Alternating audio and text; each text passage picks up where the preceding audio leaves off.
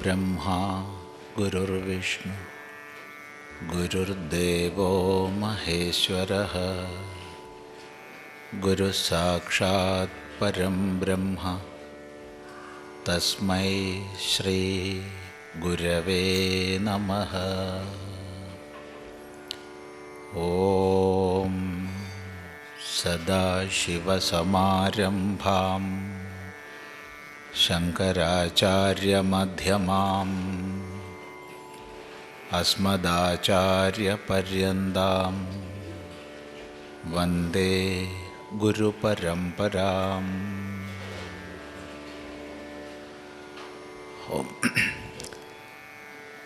ധർമ്മം സനാതനമാണ്, ഒരിക്കലും നശിക്കാത്തതാണ്. അതുകൊണ്ടാണല്ലോ നമ്മൾ സനാതന ധർമ്മം എന്ന് പറയുന്നത്. പക്ഷേ ധർമ്മം സനാതനമാണെന്ന് പറയുമ്പം തന്നെ നമ്മൾ ഓർമ്മിക്കേണ്ടുന്നൊരു വലിയ വാക്യമുണ്ട്. മനു തൻ്റെ സ്മൃതിയിൽ നമ്മളോട് നിർദ്ദേശിച്ചൊരു വാക്യം. ആ വാക്യത്തിൽ ഒരു നിർദ്ദേശമുണ്ട്, ഒരു വസ്തുതയുണ്ട്. ആ നിർദ്ദേശത്തെ പരിപാലിച്ചില്ലെങ്കിൽ വന്നേക്കാവുന്ന മഹാവിപത്തിനെക്കുറിച്ചും സൂചിപ്പിച്ചിട്ടുണ്ട്. എന്താണ് മനു പറഞ്ഞത്? ധർമ്മയേവ ഹതോ ഹന്തി ധർമ്മോ രക്ഷതി രക്ഷിത തസ്മാത് ധർമ്മോ ന ഹന്തവ്യോ മാ നോ ധർമ്മോ ഹതോ വധീത്. പലപ്പോഴും ഇതിലെ ഒരു വാക്യം നമ്മൾ വിനിയോഗിച്ച് കേൾക്കാറുണ്ട്, ധർമ്മോ രക്ഷതി രക്ഷിത എന്ന്.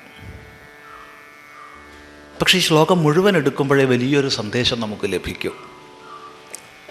ധർമ്മയേവ ഹതോ ഹന്തി, ഹതഃ ധർമ്മഃ ഹന്തി.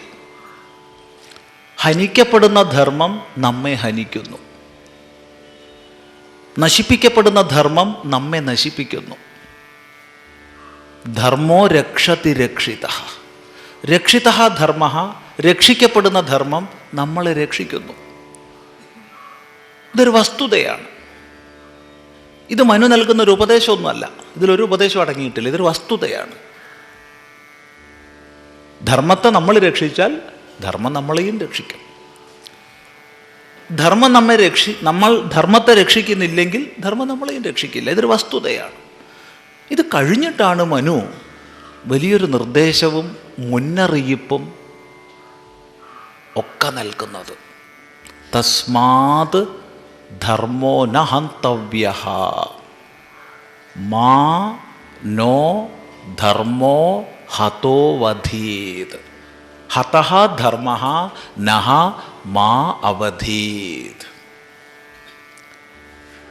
അതുകൊണ്ട് തസ്മാത്, ഇതുകൊണ്ട് രക്ഷിക്കപ്പെടുന്ന ധർമ്മം നമ്മെ രക്ഷിക്കുന്നു, നശിപ്പിക്കപ്പെടുന്ന ധർമ്മം നമ്മെ നശിപ്പിക്കുന്നു. അതുകൊണ്ട് ധർമ്മം ഒരിക്കലും നശിപ്പിക്കപ്പെടരുതേ. നിങ്ങളെ നഃ ഹതഃ ധർമ്മഃ, ഹനിക്കപ്പെട്ട ധർമ്മം മാ അവധീത്, നശിപ്പിക്കാതിരിക്കട്ടെ.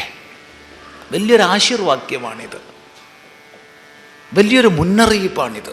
നശിപ്പിക്കപ്പെടുന്ന ധർമ്മം നിങ്ങളെ നശിപ്പിക്കാതിരിക്കട്ടെ. വലിയൊരു അനുഗ്രഹവാക്യമാണ്. പക്ഷെ അതിനുള്ളിലൊരു മുന്നറിയിപ്പ് അടങ്ങിയിട്ടുണ്ട്. ഈ സൂചന മനസ്സിലാക്കി ധർമ്മത്തെ യഥാകാലം പരിപാലിക്കുന്നതിന് നമ്മൾ കൂട്ടായി യത്നിക്കുന്നില്ലെങ്കിൽ സംശയമൊന്നുമില്ല, ധർമ്മം നമ്മളെ നശിപ്പിക്കും. കാരണം ധർമ്മം എന്നാൽ അതൊരു വ്യവസ്ഥയാണ്. ധർമ്മം പ്രപഞ്ചത്തെ മുഴുവൻ അടക്കി ഭരിക്കുന്ന വ്യവസ്ഥയാണ്. ഒരണുകണത്തിലേക്ക് നിരീക്ഷിച്ചാലും അനന്തകോടി ബ്രഹ്മാണ്ടങ്ങളടങ്ങുന്ന പ്രപഞ്ചത്തെ നിരീക്ഷിച്ചാലും ഇതിനെ മുഴുവൻ നിലനിർത്തി ഭരിക്കുന്ന നിയമവ്യവസ്ഥയ്ക്കാണ് നമ്മൾ ധർമ്മം എന്ന് പറയുന്നത്. ധർമ്മത്താൽ എല്ലാം ധരിക്കപ്പെടുന്നു. ഒരണുകണം എങ്ങനെ അണുവായി നിലനിൽക്കുന്നു? നിരന്തരമായ ആണവിക കണങ്ങളുടെ ചലനത്തിൻ്റെ ഫലമായി അണു എന്ന അചലമായ ഭാവം നിലകൊള്ളുന്നു. അത്ഭുതകരമായൊരു വ്യവസ്ഥ ഇതിനെ അടക്കി ഭരിക്കുന്നു. നമുക്കറിയുന്ന അനന്ത കോടി ഗ്രഹ നക്ഷത്രങ്ങളടങ്ങുന്ന ഈ ബ്രഹ്മാണ്ടം നിരന്തരമായ ചലനത്താൽ ഒരചലഭാവത്തെ പ്രാപിച്ചിരിക്കുന്നു. ഒരേ നിയമം. ആ നിയമത്തിന് വിധേയമായി ഞാനിരിക്കുന്നു, നീയിരിക്കുന്നു, ഒരു പുൽക്കൊടിയിരിക്കുന്നു. എല്ലാം പരസ്പരം യജ്ഞതന്തുവാൽ കോർക്കപ്പെട്ടിട്ട് ഇങ്ങനെ എല്ലാത്തിനെയും നിലനിർത്തുന്ന, എല്ലാത്തിനെയും അടക്കി ഭരിക്കുന്ന വ്യവസ്ഥയാണ് ധർമ്മം. ഇത് തിരിച്ചറിഞ്ഞ് അതിനനുസൃതമായി നമ്മുടെ ജീവിതത്തെ നമ്മൾ നയിക്കുമ്പോഴാണ് നമ്മുടെ ജീവിതം ധാർമ്മികം എന്ന് പറയപ്പെടുക. നമ്മൾ അമ്പലത്തിൽ പോയോണ്ടോ കുളിച്ചോണ്ടോ കുറിയിട്ടോണ്ടോ ജീവിതം ധാർമ്മികമാണെന്ന് പറയാൻ പറ്റില്ല. വേണ്ടെന്നല്ല, അതൊക്കെ വേണം, നിർബന്ധമായി വേണം. പക്ഷെ ധാർമ്മികമെന്ന് നമ്മുടെ ജീവിതത്തെ പറയാൻ നമുക്ക് സാധിക്കുക ഈ പ്രപഞ്ചത്തെ മുഴുവൻ നിലനിർത്തുന്ന വ്യവസ്ഥ യാതൊന്നോ, യാതൊന്നിനെ ഭയപ്പെട്ട് സൂര്യൻ ഉദിക്കുന്നുവോ, യാതൊന്നിനെ ഭയപ്പെട്ട് വായു പ്രവഹിക്കുന്നുവോ, യാതൊന്നിനെ നോക്കിക്കൊണ്ട് വേദത്തിൽ ഋഷി പാടിയിട്ടുണ്ട് ഭീഷാസ്മാത് വാതപ്പവത്തെ ഭീഷോദേതി സൂര്യ എന്നൊക്കെ. ആരിലുള്ള ഭയം കൊണ്ട് വായു പ്രവഹിക്കുന്നു, ആരിലുള്ള ഭയം കൊണ്ട് സൂര്യൻ ഉദിക്കുന്നു, ആ വ്യവസ്ഥ, അതിൻ്റെ അധീശനെ നമ്മൾ ഈശ്വരൻ എന്ന് വിളിക്കും. ധർമ്മസ്യ പ്രഭുരച്യുത. ഓർമ്മിക്കുക. ആ വ്യവസ്ഥയ്ക്ക് വിധേയമായി നമ്മുടെ ജീവിതത്തെ നയിക്കുക. അപ്പോഴാണ് നമ്മുടെ ജീവിതം ധാർമ്മികം എന്ന് പറയപ്പെടുന്നത്. അപ്പോൾ സ്വയം ധാർമ്മിക ജീവിതം നയിക്കുന്നതിലൂടെ നമ്മളൊക്കെ ധർമ്മത്തെ സംസ്ഥാപനം ചെയ്യുന്നവരും സംരക്ഷിക്കുന്നവരുമാകും.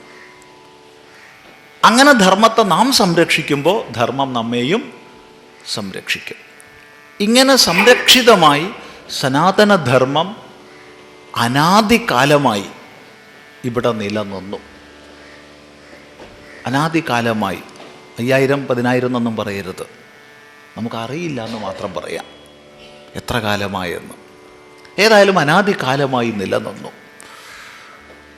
ലോകത്തിൽ വിവിധ പ്രദേശങ്ങളിൽ ഈ ധർമ്മത്തിൻ്റെ വ്യാപനമുണ്ടായിരുന്നു എന്ന് ഇന്ന് നമുക്കറിയാം. ഏതായാലും വ്യത്യസ്ത പ്രദേശങ്ങളിൽ വ്യത്യസ്ത സംസ്കാരങ്ങളായി അവ അറിയപ്പെട്ടു.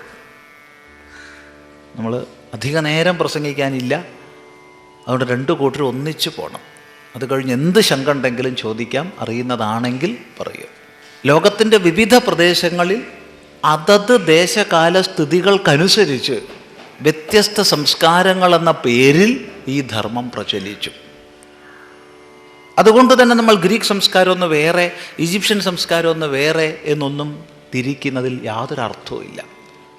പ്രാചീന സംസ്കാരങ്ങളൊക്കെ തന്നെ ഒരു വേരിൽ നിന്ന് ലോകത്തിൻ്റെ വിവിധ പ്രദേശങ്ങളിൽ അതത് ദേശ കാലാവസ്ഥകൾക്കനുസരിച്ച് വ്യാപിച്ച വിശേഷങ്ങളായിരുന്നു എന്ന് മനസ്സിലാക്കാൻ സാധിക്കും. പക്ഷേ ഈ വക പ്രാചീന സംസ്കാരങ്ങൾ നിലനിന്നു എന്ന് നമ്മൾ മനസ്സിലാക്കുന്ന ഏതെങ്കിലും പ്രദേശത്ത് ഒരു വിദ്യാർത്ഥി പോയി പരിശോധിച്ചാൽ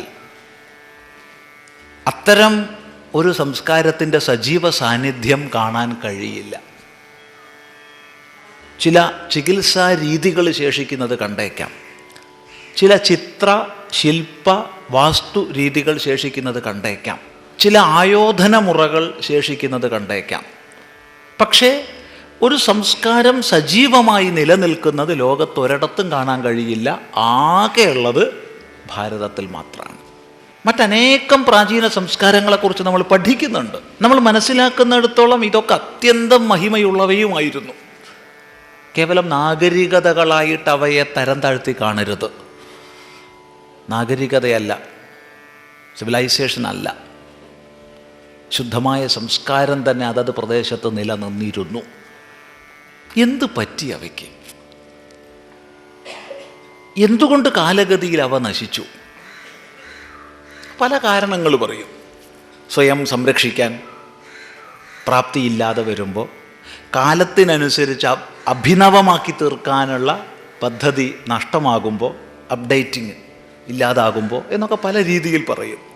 പക്ഷെ പല രീതിയിൽ പറഞ്ഞാലും ബാഹ്യമായി ഒരു കാരണം നമുക്ക് കാണാൻ കഴിയുന്നു. ബാഹ്യമായിട്ട് ആന്തരികമായി പല കാരണങ്ങളുണ്ട്. അത് ഈ പറഞ്ഞ അഭിനവമാക്കാൻ സ്വയം പ്രാപ്തിയില്ലായ്മ എന്നൊക്കെ പറയാം, സ്വയം സംരക്ഷിക്കാനുള്ള ശക്തിയില്ലായ്മ, അശക്തന്മാരും വിഷയലോലുപന്മാരുമായവരെ പ്രാപിച്ച് യോഗം നഷ്ടമായെന്നൊക്കെ ഗീതയിൽ പറയുന്നത് ശ്രദ്ധിക്കുക. അങ്ങനെ പല കാരണങ്ങളെ നമുക്ക് ആന്തരികമായി കാണാം. പക്ഷെ ബാഹ്യമായിട്ട് കാണാൻ കഴിയുന്നത് പ്രാചീന സംസ്കാരങ്ങൾ നിലനിന്ന പ്രദേശങ്ങളിലൊക്കെ തന്നെ ആ സംസ്കാരങ്ങളുടെ നാശം സംഭവിച്ചത് മതാധിഷ്ഠിത സാമ്രാജ്യത്വ ശക്തികളുടെ അധിനിവേശത്തെ തുടർന്നാണ്. സംശയമില്ല. മതാധിഷ്ഠിത സാമ്രാജ്യത്വ ശക്തികളുടെ അധിനിവേശങ്ങളെ തുടർന്നാണ് വ്യത്യസ്ത സംസ്കാരങ്ങൾ നശിച്ചത്. മതവും സംസ്കാരവും ഏകവിളത്തോട്ടവും വനവും പോലെയാണ്. വനം സുന്ദരമാണ്, ശീതളമാണ്, ശ്യാമളമാണ്, സുഖതമാണ്. എന്തൊരു സുഖകാട്ട് താമസിക്കാൻ. പക്ഷേ ജൈവ വൈവിധ്യങ്ങളുടെ തോളോട് തോൾ ചേർന്ന് അതിൻ്റെ ശീതളിമ, അതിൻ്റെ ശ്യാമളത ഒന്നും ഉണ്ടാവില്ല ഏകവിളത്തോട്ടത്തിൽ. അത് വേരോടുകൂടെ വൃക്ഷങ്ങളെ പൊരിച്ചെടുത്ത് പുഴക്കിയെടുത്ത് ഏതെങ്കിലും ഒരു വിള നട്ടുപിടിപ്പിക്കുകയാണ്. ഒന്നുകിൽ യൂക്കാലിപ്റ്റസ്, അല്ലെങ്കിൽ അക്കേഷ്യ, അല്ലെങ്കിൽ സുബാബുൽ, അല്ലെങ്കിൽ മുള, അല്ലെങ്കിൽ വേണ്ട നല്ല തണുപ്പുള്ളൊരു മരത്തിൻ്റെ പേര് പറയാം, മാവ്. സുന്ദര നല്ല തണുപ്പുള്ള മര. പക്ഷേ മാന്തോട്ടം കാടല്ല, അത് മാന്തോപ്പ് മാത്രമാണ്. മാവിനേക്കാൾ തണുപ്പുള്ള വൃക്ഷമാണ് പ്ലാവ്. പക്ഷെ പ്ലാവ് നന്നായിട്ട് നട്ടു വളർത്തിയാൽ അത് പ്ലാവിൻ്റെ തോട്ടമാണ്, കാടല്ല. ജൈവ വൈവിധ്യങ്ങളുടെ വനത്തിൻ്റെ സൗന്ദര്യവും മറ്റും ഒരിക്കലും തോപ്പിന് തോട്ടത്തിനുണ്ടാവില്ല. ഈ വനവും തോപ്പും തമ്മിലുള്ള അന്തരമാണ് സംസ്കാരവും മതവും തമ്മിൽ. മതങ്ങളൊക്കെ ഏകവിളത്തോട്ടത്തിൻ്റെ സിദ്ധാന്തക്കാരാണ്. ഞങ്ങളത് മാത്രം, ഞങ്ങളിലൂടെ മാത്രം. ഈ മതാധിഷ്ഠിത സാമ്രാജ്യത്വ ശക്തികൾ, സാമ്രാജ്യ ശക്തികളും മതവും കൈകോർത്തു എന്ന് നമുക്കറിയാം. അതൊരു പരസ്പരം ഭാവം എന്താണെന്നൊരു സിദ്ധാന്തം അതിൻ്റെ പിന്നിലുണ്ട്. കാരണം മതങ്ങൾ എപ്പോഴും പേടിപ്പിച്ചിട്ടാണ് വളർന്നതും നിലനിന്നതും. ഭയമാകുന്നു ദൈവഭക്തിയുടെ ആരംഭം എന്ന വാക്യം ഓർമ്മിക്കുക. ഒരിക്കലും ഭയമല്ല ദൈവഭക്തിയുടെ ആരംഭം, തിരിച്ചറിവാണ്. തസ്യാഹ ജ്ഞാനമേവ സാധനമിത്യേകേ. നാരദൻ തൻ്റെ ഭക്തിസൂത്രങ്ങളിൽ പറയുന്നത് ശ്രദ്ധിക്കുക. ഭക്തി ഉണ്ടാവുന്നത് ഭയത്തിൽ നിന്നല്ല, ഭയത്തിൽ നിന്നുണ്ടാവുന്നത് രോഗമാണ്. ഭക്തി ഉണ്ടാവുന്നത് തിരിച്ചറിവിൽ നിന്നാണ്. പ്രപഞ്ച വ്യവസ്ഥയെ സംബന്ധിച്ച തിരിച്ചറിവിൽ നിന്നാണ് നമുക്ക് ഈശ്വരഭക്തി ഉണ്ടാവുന്നത്. പക്ഷേ മതങ്ങൾ എപ്പോഴും പേടിപ്പിച്ച് വെച്ചിട്ടാണ് വളർന്നിട്ടുള്ളത്. പേടിയിലാണ് ആരംഭിക്കുന്നത്, പേടിയിലൂടെയാണ് വളർത്തുന്നത്. ശ്രദ്ധിക്കുക. എപ്പോഴും പേടിപ്പിച്ച് വെച്ചാൽ മാത്രമേ ഒരു ആൾക്ക് ചക്രവർത്തിയും രാജാവായിട്ടുമൊക്കെ ഇരിക്കാനും കഴിയൂ. അതുകൊണ്ട് തന്നെ മതത്തിൻ്റെയും സാമ്രാജ്യത്വത്തിൻ്റെയും ശക്തികൾ എന്നും കൈകോർത്തിട്ടുണ്ട്. ചരിത്രത്തിലേക്ക് തിരിഞ്ഞു നോക്കിക്കോളൂ, മനസ്സിലാക്കാൻ സാധിക്കും. വ്യത്യസ്ത രാജ്യങ്ങളിലേക്ക് തിരിഞ്ഞു നോക്കുക. ലോകത്തിലെ വ്യത്യസ്ത രാജ്യങ്ങളുടെ ഉയർച്ചയുടെയും താഴ്ചയുടെയും ചരിത്രങ്ങൾ പഠിക്കുക. അപ്പോൾ ഈ വസ്തുത ശരിക്കും വ്യക്തമായി അവർക്ക് മനസ്സിലാവും. മതവും സാമ്രാജ്യത്വവും കൈകോർത്തിട്ടുണ്ട്. അങ്ങനെ മതാധിഷ്ഠിത സാമ്രാജ്യത്വ ശക്തികൾ എവിടെ എവിടെ അധിനിവേശം ചെയ്തോ അവിടെ അവിടെ സംസ്കാരങ്ങൾ നശിച്ചു. എന്നാൽ അനേക സാമ്രാജ്യത്വ ശക്തികളുടെ അധിനിവേശം സംഭവിച്ചിട്ടും, അതെ, മറ്റ് പല പ്രദേശങ്ങളിൽ ഉണ്ടായതിനേക്കാളേറെ സംഭവിച്ചിട്ടും ഈ ഭാരതത്തിൽ തനത് സംസ്കാരം നശിക്കാതെ നിലകൊണ്ടു. എന്താ കാരണം? ഒരു വിദ്യാർത്ഥി എന്നുള്ള നിലയ്ക്ക് നമ്മൾ യുക്തിപൂർവ്വം അപഗ്രഥിക്കണം. എന്തെങ്കിലും ചില വിശ്വാസങ്ങളിലൊന്നും കയറി ഇരുന്നുകൊണ്ട് കാര്യമില്ല. യുക്തിപൂർവ്വം അപഗ്രഥിക്കണം. ഒന്നുകിൽ മറ്റ് പ്രദേശങ്ങളിൽ ഇല്ലാത്ത ഏതോ ഒരു സവിശേഷതയാർന്ന പ്രസ്ഥാനം ഇവിടെ നിലനിന്നിട്ടുണ്ട്, സംരക്ഷിച്ചിട്ടുണ്ട്. അല്ലെങ്കിൽ മറ്റ് ഉണ്ടായതുപോലെ അതത് സംസ്കാരത്തെ നശിപ്പിക്കാൻ ഇത്തരം സാമ്രാജ്യത്വ ശക്തികൾ പരിശ്രമിച്ചിട്ടില്ല. ഇങ്ങനെ പല രീതിയിൽ നമുക്ക് ചിന്തിക്കാം. ചിന്തിക്കുന്ന സമയത്ത് മനസ്സിലാവും മറ്റ് പ്രദേശങ്ങളിലുള്ളതുപോലെ നശിപ്പിക്കാനുള്ള പരിശ്രമം അതിനേക്കാൾ എത്രയോ ഭീകരവും ഭയാനകവുമായ രീതിയിൽ ഇവിടെയും നടന്നിട്ടുണ്ട്. എന്നിട്ട് ഇവിടെ എന്തുകൊണ്ട് ഈ സംസ്കാരം നശിക്കാതെ നിലകൊണ്ടു? അപ്പോഴാണ് നമ്മൾ കാണുക, മറ്റ് ഇല്ലാതിരുന്ന സവിശേഷതയാർന്ന ഒരു കുടുംബ വ്യവസ്ഥ. അതെ, കുടുംബ വ്യവസ്ഥ ലോകത്ത് എല്ലാ രാജ്യങ്ങളിലും ഉണ്ടായിട്ടുണ്ട്, എല്ലാ സംസ്കാരങ്ങളിലും കുടുംബ വ്യവസ്ഥയുണ്ട്. പക്ഷേ മറ്റ് പ്രദേശങ്ങളിൽ ഇല്ലാതിരുന്ന സവിശേഷതയാർന്നൊരു കുടുംബ വ്യവസ്ഥ അമ്മിഞ്ഞപ്പാലിനോടൊപ്പം ആശയങ്ങളും ആദർശങ്ങളും തലമുറകളിൽ നിന്ന് തലമുറകളിലേക്ക് പകർന്നു നൽകിയതിലൂടെ നിലനിന്ന മാതൃദേവോ ഭവ, പിതൃദേവോ ഭവ തുടങ്ങിയ ആശയങ്ങളുടെ അടിസ്ഥാനത്തിൽ രൂപപ്പെട്ട ഒരു കുടുംബ വ്യവസ്ഥ ഇവിടെ നിലനിന്നു. മറ്റൊരു പ്രദേശത്തും ഇല്ലാതിരുന്ന സവിശേഷതയാർന്നൊരു വ്യവസ്ഥ. അതിൻ്റെ അടിസ്ഥാനത്തിൽ ഒരു പുത്ര പരമ്പര.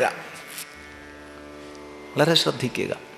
അതിനോടൊപ്പം തീർത്തും അനൗപചാരികമായ രീതിയിൽ ധർമ്മത്തിൻ്റെ അടിസ്ഥാനമായ അറിവിനെ, ആചരണങ്ങളുടെ അടിസ്ഥാനമായ അറിവിനെ തീർത്തും അനൗപചാരികമായ രീതിയിൽ പ്രചരിപ്പിക്കുന്ന ഒരു ഗുരുപരമ്പര.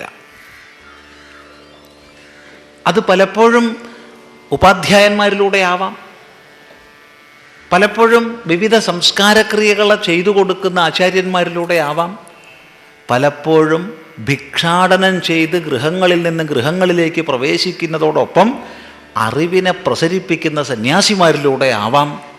ഏതായാലും ഒരു ആചാര്യ പരമ്പര, ഒരു ഗുരു പരമ്പര.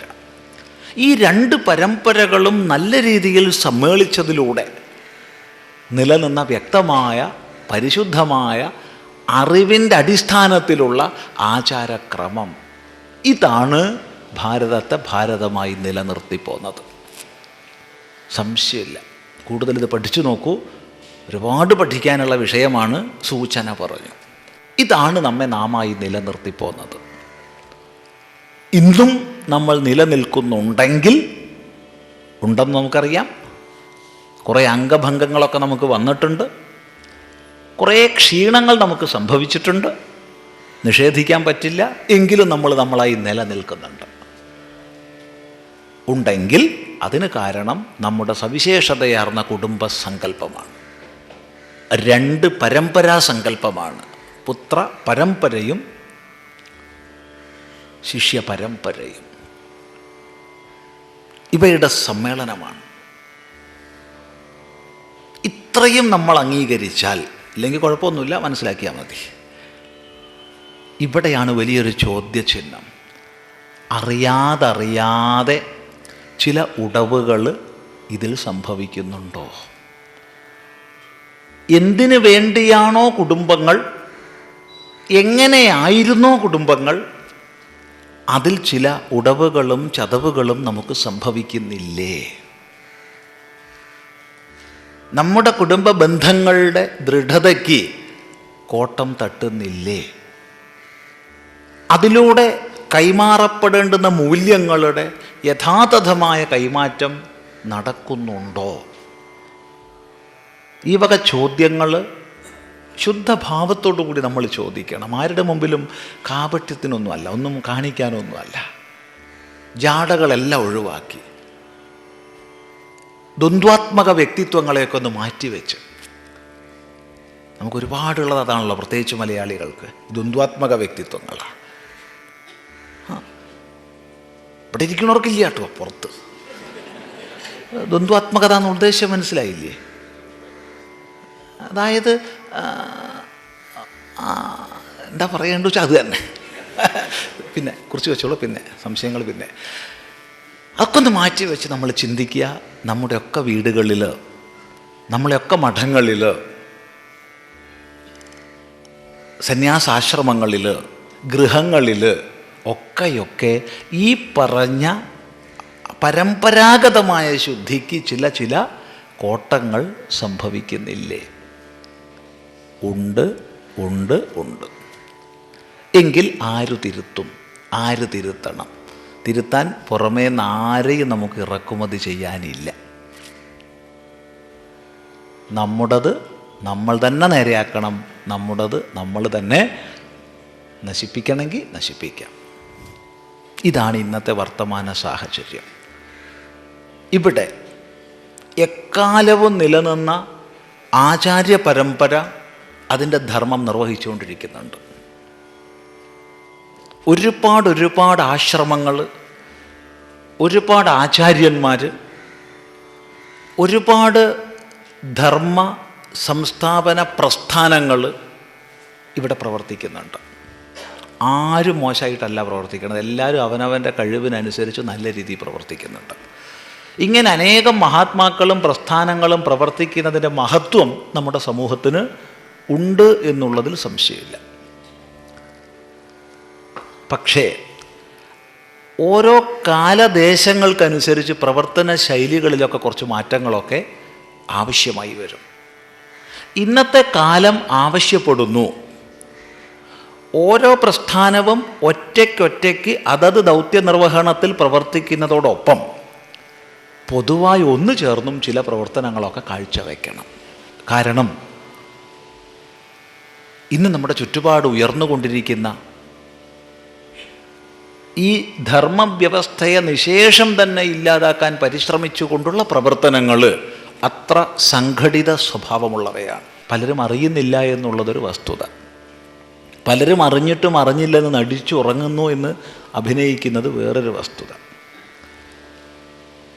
പക്ഷെ കാലത്തിൻ്റെ ആവശ്യമാണ് നമ്മൾ ഒത്തൊരുമിച്ചിരിക്കുക. ഇത് ഇക്കാലത്തെ ആവശ്യമൊന്നുമല്ല. ആയിരുന്നെങ്കിൽ വേദത്തിൽ ഋഗ്വേദ സംഹിതയുടെ 10552 മന്ത്രങ്ങളുള്ള സംഹിതയുടെ ഒടുവിലത്തെ സൂക്തത്തിൽ സംഗച്ഛധ്വം എന്നൊന്നും ഋഷി പറയേണ്ടതില്ലായിരുന്നു. നിങ്ങൾ ഒന്നിച്ച് നല്ലതിലേക്ക് നടക്കുവിൻ. സംവദധ്വം, നിങ്ങൾ ഒന്നിച്ച് നല്ലതിനെ പറയുവിൻ എന്ന് ഋഷി അന്ന് പറഞ്ഞു തരേണ്ട ആവശ്യം ഉണ്ടായിരുന്നില്ല. നമ്മളത് പുഷ്പാഞ്ജലിയിൽ ഒതുക്കി ഇല്ലേ? ക്ഷേത്രത്തിൽ ഐകമത്യ പുഷ്പാഞ്ജലി എത്ര ഉറുപ്പ്യ അടച്ചു കഴിഞ്ഞു, നമ്മുടെ ബാധ്യത കഴിഞ്ഞു.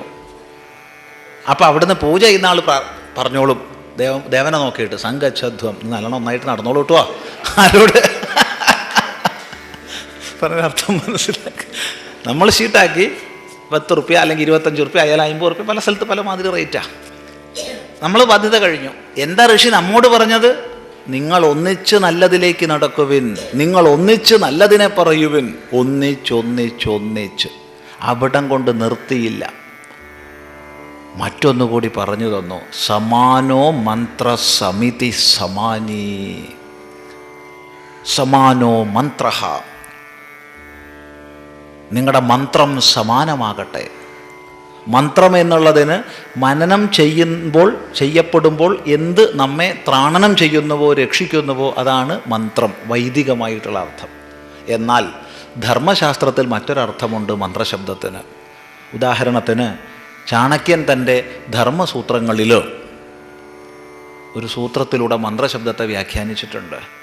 കാര്യാകാര്യ പ്രദീപ മന്ത്ര എന്ന്. കാര്യാകാര്യ പ്രദീപ മന്ത്ര. മന്ത്രം എന്നാൽ കാര്യാകാര്യ പ്രദീപമാണ്. എന്തു ചെയ്യണം എന്തു ചെയ്യരുത് എന്നുള്ളതിനെ പ്രകാശിപ്പിക്കുന്നതാണ് മന്ത്രം. വ്യക്തമാണല്ലോ.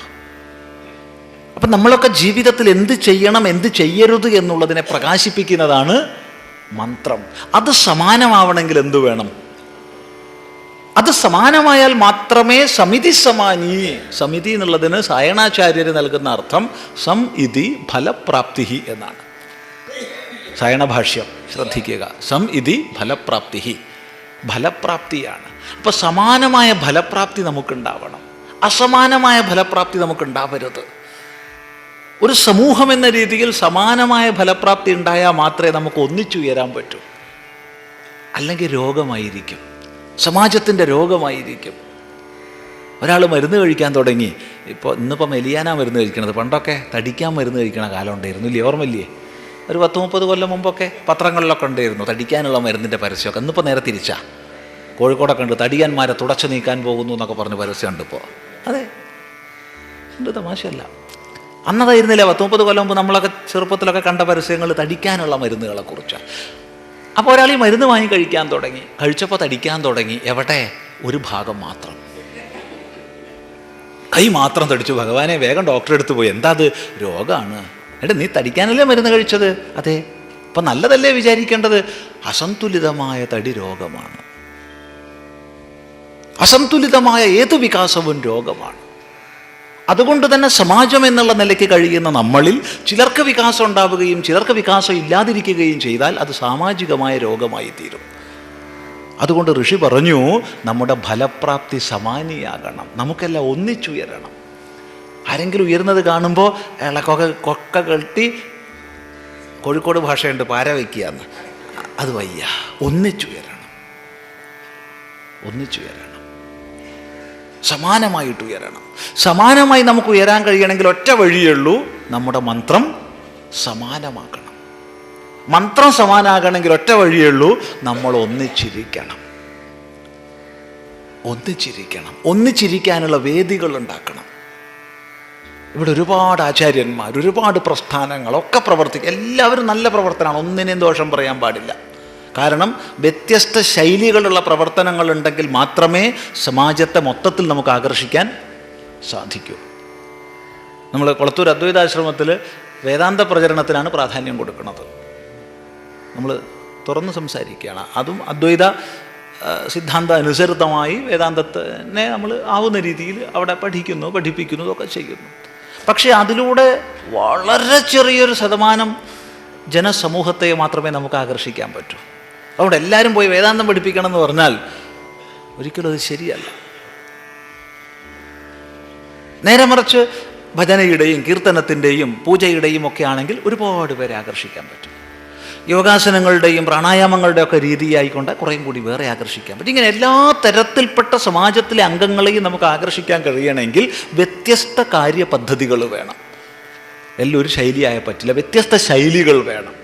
അങ്ങനെ വ്യത്യസ്ത ശൈലികളിൽ വ്യത്യസ്ത പ്രസ്ഥാനങ്ങൾ പ്രവർത്തിക്കുന്നതിലൂടെ മാത്രമേ സമാജത്തെ മൊത്തം ധർമ്മത്തിൻ്റെ ധാരയിലേക്ക് ആകർഷിക്കാൻ നമുക്ക് സാധിക്കൂ. അതുകൊണ്ട് ഓരോ പ്രസ്ഥാനവും തനത് വ്യക്തിത്വത്തെ പരിപാലിച്ചുകൊണ്ട് പ്രവർത്തിക്കണം. ഒരിക്കലും അതിൽ വിട്ടുവീഴ്ച പാടില്ല. പക്ഷേ ഒപ്പത്തിനൊപ്പം നാം ഒന്നാണെന്ന ഭാവനയെ നമുക്കുള്ളിലും സമാജത്തിനും നൽകിക്കൊണ്ട് ഒന്നിച്ച് ചില വേദികൾ ഉണ്ടാവണം. നിർബന്ധമാണ്. നമ്മൾ ഒന്നാണ്. പ്രവർത്തന ശൈലികളിലുള്ള വ്യത്യാസങ്ങൾ മുഴുവൻ ഒരു ലക്ഷ്യം വെച്ചുകൊണ്ടുള്ളതാണ്. ഇതറിയിച്ചുകൊണ്ട് ഹൈന്ദവ പ്രസ്ഥാനങ്ങൾ, സനാതനധർമ്മ പ്രസ്ഥാനങ്ങൾ ഒത്തൊരുമിച്ച് പ്രവർത്തിക്കേണ്ടുന്ന അത്യാവശ്യകതയുണ്ട്.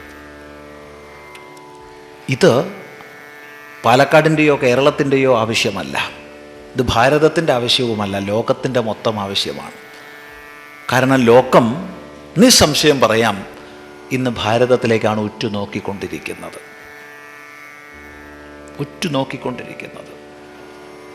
അത് നൽകാൻ നമുക്ക് സാധിക്കണം. ശാന്തിക്കും സമാധാനത്തിനും മാത്രമല്ല, നാളെ നിലനിൽക്കുന്ന സജീവമായൊരു പ്രത്യേക ശാസ്ത്രത്തിന് വേണ്ടി ലോകം ഇന്ന് ഭാരതത്തിലേക്ക് ഉറ്റുനോക്കുകയാണ്. നമ്മുടെ ആചരണ പദ്ധതിയിലേക്ക് ഇന്ന് ലോകം കൂടുതൽ കൂടുതൽ ആകൃഷ്ടമായി വരുന്നു. ഒന്ന് രണ്ട് അനുഭവങ്ങൾ പങ്കുവയ്ക്കട്ടെ. കഴിഞ്ഞ ജനുവരി മാസം, 2010 ജനുവരി മാസം, ഇംഗ്ലണ്ടിൽ നിന്നൊരമ്മ വന്നു. അവർ സ്വയം പരിചയപ്പെടുത്തിയത് കഴ്സൺ പ്രഭുവിൻ്റെ പേരക്കുട്ടിയാണ്, മകളുടെ മകളാണ്. ഇംഗ്ലണ്ടിലെ വിൻസ്റ്റർ പ്രഭു കുടുംബത്തിലെ ഒരംഗമാണ് ഇവരുടെ ഭർത്താവ്. ഇവരെടുത്ത് ഒരു പുസ്തകത്തിൽ ഭാരതത്തിൽ ആരെയൊക്കെയാണ് സമീപിക്കേണ്ടതെന്നുള്ളതിൻ്റെ വ്യക്തമായ പേര്, address, phone number, email ID, അടുത്ത എയർപോർട്ടിൽ നിന്ന് ആശ്രമങ്ങളിലേക്കുള്ള വഴി, മാപ്പ് സഹിതം ഓരോ പേജിലുണ്ട്. അങ്ങനെ 100ഓളം പേരുടെ പരിപൂർണ വിവരങ്ങൾ ഇവരെ കൈവശമുണ്ട്. അങ്ങനെയാണ് കോഴിക്കോട് വന്നത്. ഇവർ ഒരു വിദ്യാലയം ആരംഭിക്കാൻ പോവുകയാണ്. 2014-15 ഒക്കെ ആകുമ്പോഴത്തേക്ക് ആരംഭിക്കാൻ കഴിയുമെന്നാണ് അവരുടെ കണക്ക് കൂട്ടൽ ഇംഗ്ലണ്ടിൽ. ആ വിദ്യാലയ സ്ഥാപനത്തിന് വേണ്ട 100% സാമ്പത്തികം സ്പോൺസർ ചെയ്യുന്നത് ഗവൺമെൻറ്റാണ്. ഇത് വളരെ അടിവരായിട്ട് ശ്രദ്ധിക്കുക, ഗവൺമെൻറ്റാണ്. കാരണം വ്യക്തികളാണെങ്കിൽ എന്തെങ്കിലും ആവേശത്തിൻ്റെ മുകളിൽ ഓരോരുത്തർ കയറി സ്പോൺസർ ചെയ്യും. ഞാൻ പറഞ്ഞു ഞാൻ 10 കസേര മേടിച്ചു തരാം. അപ്പോൾ മറ്റേയാൾ പറഞ്ഞു എങ്ങനെയാണ് 10, ഞാൻ 11 ഞാനാക്കാമെന്നു മറ്റേയാൾ പറയും.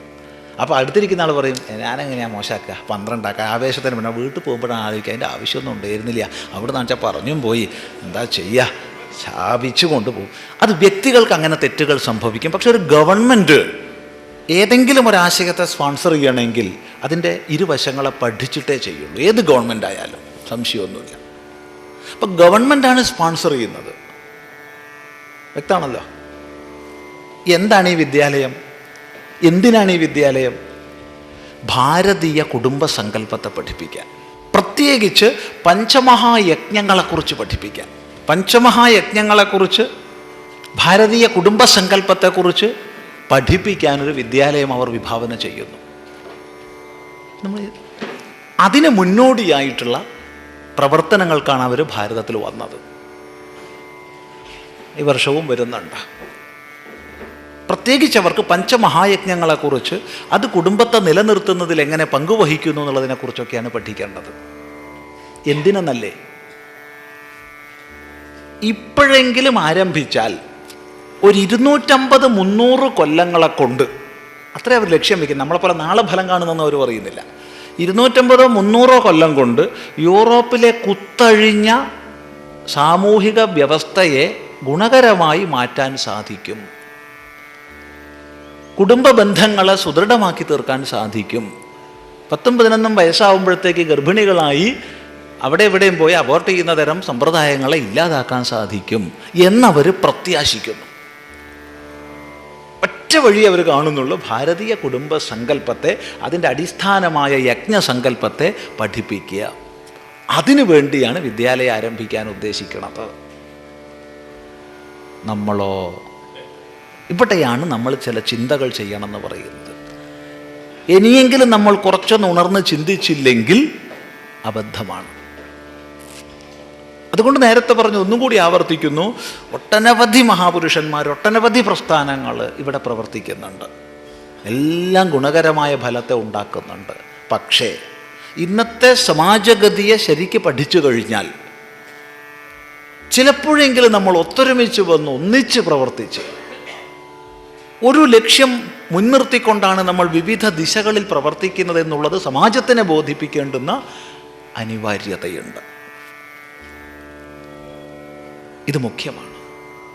ഇതില്ലാത്ത പക്ഷം ലോകം മുഴുവൻ നമ്മിലേക്ക് പ്രത്യാശയോടുകൂടി ഉറ്റുനോക്കുന്നു എന്നുള്ളതിനാണ് ഇപ്പോൾ ദൃഷ്ടാന്തം പറഞ്ഞത്. ഇത് ഒറ്റപ്പെട്ട ദൃഷ്ടാന്തമല്ല, ഇത് വ്യാപകമായി കാണുന്ന ദൃഷ്ടാന്തമാണ്.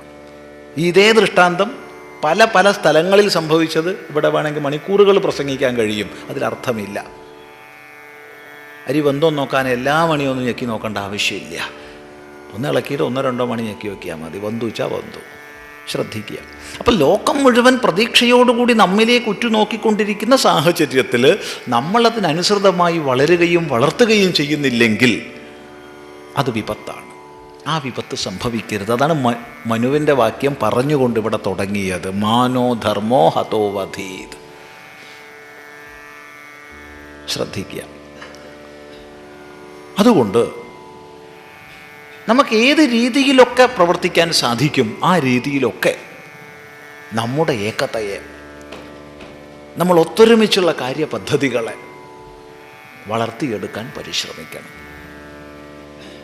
അതായിരിക്കണം ഇത്തരമൊരു യജ്ഞത്തിൻ്റെ കാഴ്ചപ്പാട്.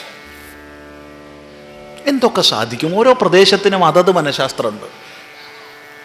ഓരോ സമൂഹത്തോട് നമ്മൾ സംവദിക്കുമ്പോഴും അതത് സമൂഹം ഉൾക്കൊള്ളുന്ന രീതി വിധാനങ്ങൾ നമ്മൾ സ്വീകരിക്കേണ്ടി വരും. ഒരിക്കൽ കോഴിക്കോട് ജില്ലയിൽ തന്നെ അങ്ങ് വടക്ക് കിഴക്ക് ഒരു വനപ്രദേശത്ത് പരിപാടിക്ക് പോയി. അപ്പോൾ സംഘാടകർ നമ്മളെ ക്ഷണിച്ചു. 300ഓളം വനവാസികൾ പങ്കെടുക്കുന്ന പരിപാടിയാണെന്നൊക്കെയാണ് പറഞ്ഞത്. കുറേ ദൂരം സാധാരണ വാഹനത്തിൽ പോയി, അവിടുന്ന് അങ്ങോട്ട് പിന്നെ 4 വീൽ ഡ്രൈവൊക്കെ ഉള്ള ജീപ്പ് പോയി, പിന്നെ അവിടുന്ന് അങ്ങോട്ട് കുത്തനെ മലയൊക്കെ കയറി ഇറങ്ങി അങ്ങനെ വനം പ്രദേശത്തൊരു സ്ഥലത്തെത്തി. മൈതാനത്ത്, വലിയ മൈതാനമാണ്. സംഘാടകർ 3-4 പേരുണ്ട്, വേറൊരു കുട്ടിയുമില്ല. എന്താപ്പത് ഒന്നും മനസ്സിലായില്ല. ഇവർക്കൊരു പരസ്പരം അങ്ങനെ കുശു.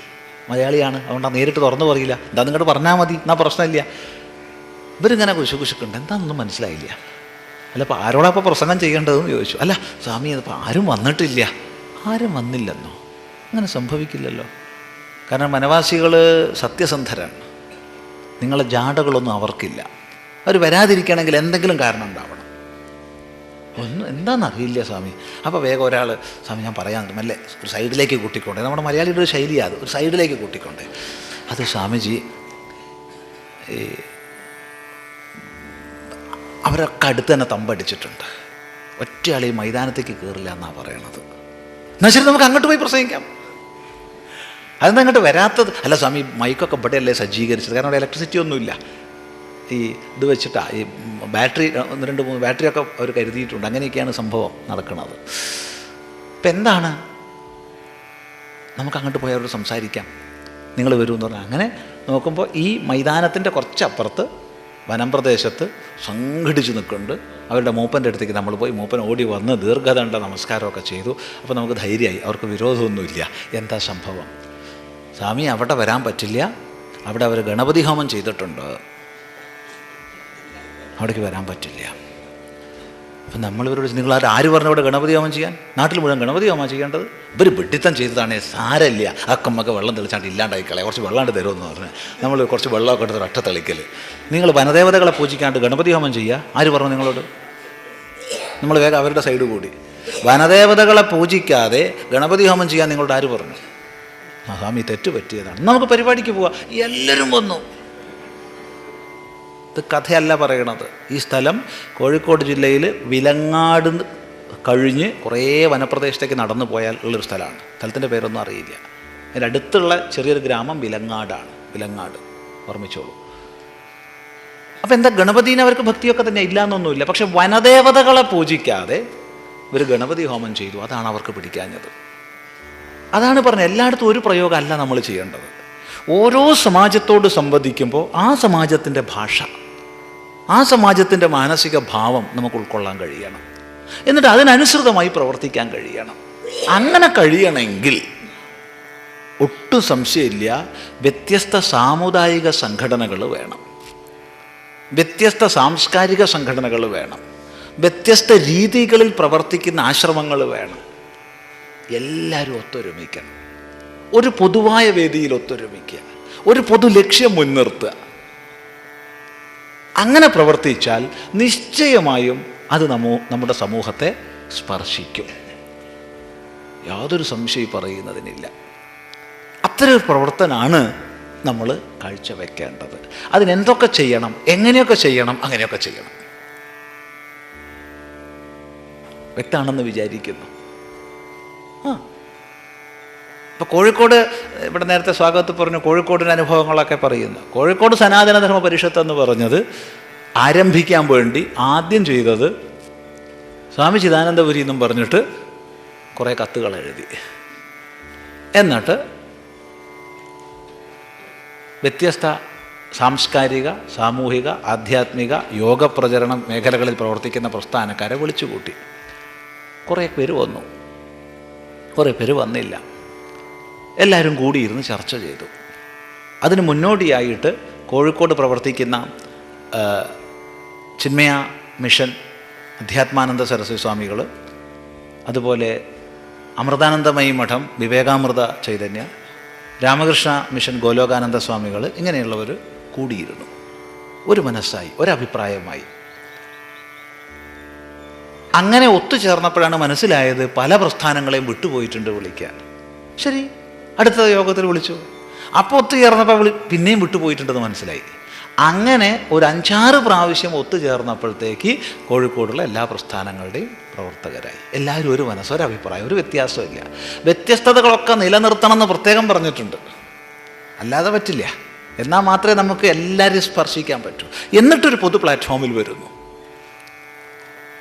അങ്ങനെ ഒരു 4-5 റൗണ്ട് മീറ്റിങ്ങൊക്കെ കഴിഞ്ഞപ്പോഴത്തേക്ക് ഒരുവിധം പ്രസ്ഥാനങ്ങളുടെ ഒക്കെ പങ്കാളിത്തം വന്നു.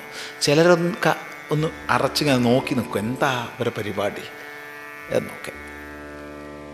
ഒരു പ്രശ്നമില്ല, വീണ്ടും വീണ്ടും പോയി വിളിച്ചു. 1-ാമത്തെ വർഷം പരിപാടിക്ക് വരാത്തവർ 2-ാമത്തെ വർഷം വന്നു. കാരണം ഒരു വർഷം നിരീക്ഷിക്കുക നല്ലതുമാണ്.